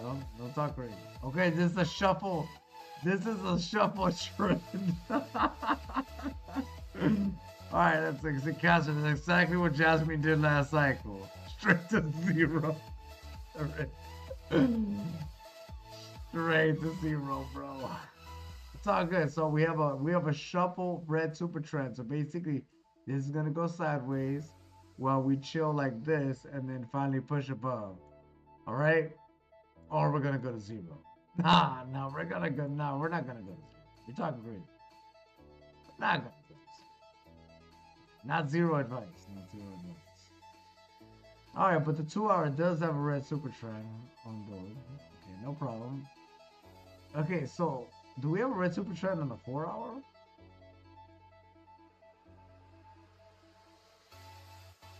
No. Okay, no. The answer is no. Do we have a red super trend on Jasmine on the 4? No. The answer is no. Okay, cool. The answer is no. Okay, well that's okay. That's okay. And also, you're making the second part of your W. This is your first part. Let's see, cast yourself. No, not DogeCoin. DogeCoin is a winner. Agree, brother. DogeCoin is a winner. You're right. Okay, so this is the first part of the W. So you are the second part of the W. So then you might shuffle a little bit down. You know what I'm saying? You have a higher low. You need to survive and probably shimmy in this area and then move up on your 4 hour on Jasmine. Okay. All right, or you're just going straight to 0. No, I'm kidding. You're not. You're not going to 0. You're talking crazy. All right, so it's all good. It's all good. You know what? You know what? So yeah, you're making your second part of your W. All right, so it's not bad. Just a little patience.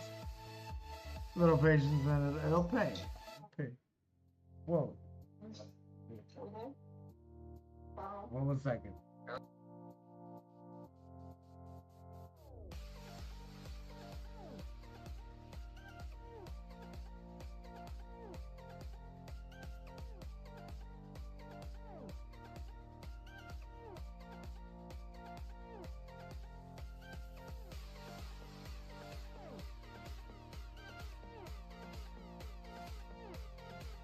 All right, so there you go. So basically, we are literally at the second part of the W. So it's all good. It's all good, basically. As you can see right here, this is the first part. There's your little hip. Second part of the W. So ain't no worries, chat. Ain't no worries. All right. Your 4 hour. If you hold through, yeah, it can definitely, push back up. You know what I'm saying?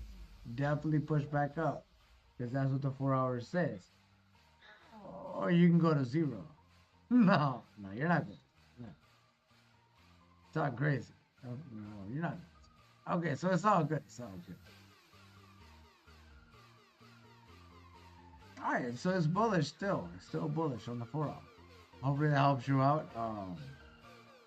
Who asked for that? A Caster 12. Shout out to you, brother. Hell yeah. Hope you're doing good. Alright, so let's see if anybody else saying anything in the meantime. Because we're just chilling, basically just waiting it out, basically. Waiting it out. Okay, let's see what this guy got to say something. Hopefully y'all doing good. Hell yeah. All of you. It's something everybody needs when you're out there navigating online, whether you're doing online banking or crypto or just doing anything. You're buying and shopping. Your identity is at risk. Your money's at risk. Your crypto's at risk. All that. Use NordVPN. Head over to nordvpn.com/bitlab. The link is in the description down below the video right here. If you scroll down, you can see nordvpn.com/bitlab. You can also see Get Arculus right here using code BitLab20. And of course, if you want to trade with us, free Telegram, free traders group. The link is right here. Join our free traders group. The link is also pinned in the top of the live chat there on YouTube. And of course, if you want to participate in the giveaways we do on this channel at the beginning of every week, and I'm going to do ours tomorrow instead of today. I had to put some chapstick on because my lips are cracking. Make sure you scroll down below here on each daily video here. If you hit that retweet, hit that like button. It's over. Let's see. Cancer stuff. No, it definitely does, bro. Thanks. All right, legit. Hell yeah, brother, legit. Spent about 3 hours making yesterday. Some pretty badass stuff that I'm going to be giving away here when it comes in. So you guys are going to like it. I might even turn it into its own store because the thing's so cool. But make sure you're sharing. We got 577 watching on YouTube, on Twitter. We got another 400 something here on YouTube. Shout out.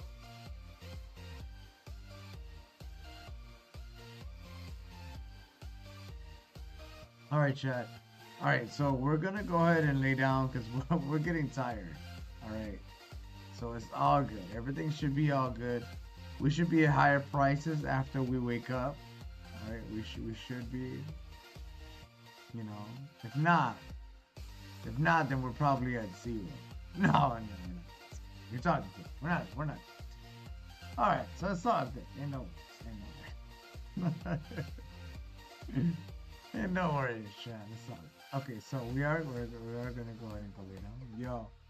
Y'all are amazing. We appreciate y'all. Y'all are badass. Hell yeah. Let's see if I can move this over here. If we get wrecked on our connection, we apologize. While we're sleeping, we can't do nothing about that.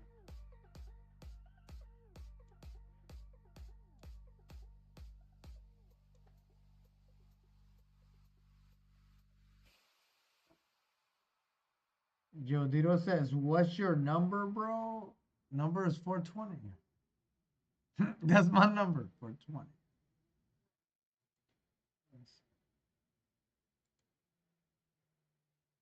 Joe Dito, so we can call you if we get stressed. It's on the Discord. You can Discord. So it's all good. It's all good. It's all good. Dalcino says, "Yo, thanks. No problem, bro. No problem." Hell yeah. Hope you have an amazing one. We're gonna go lay down. Y'all take it easy. Dalcino says Pepe might hit $1. Nah, I'm just kidding. Hey, you never know. Possibly. The Dalcino says you'll rest well. Appreciate it. You have an amazing one. Take it easy. We'll see you when we wake up. Later, everybody. Hell yeah. Is there anything left in this thing? I'm stoned already. Alright, I'm gonna cheers y'all with water because I'm already stoned up. Hey, yo, cheers, everybody. Cheers, beautiful. Y'all definitely cheers. Hell yeah. Joe Dito says, "Yo, see you later, brother. See you later, huh?"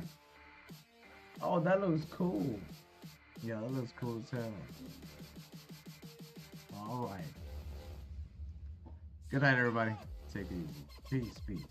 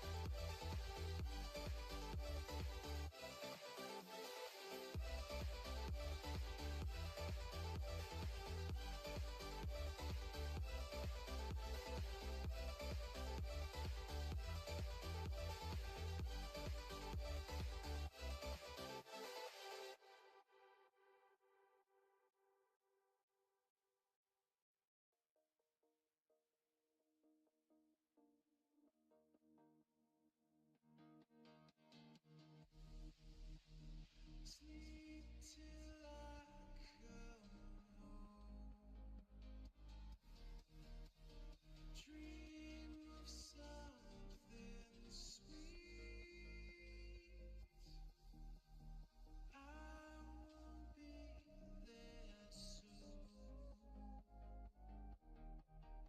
to wake your soul to scream.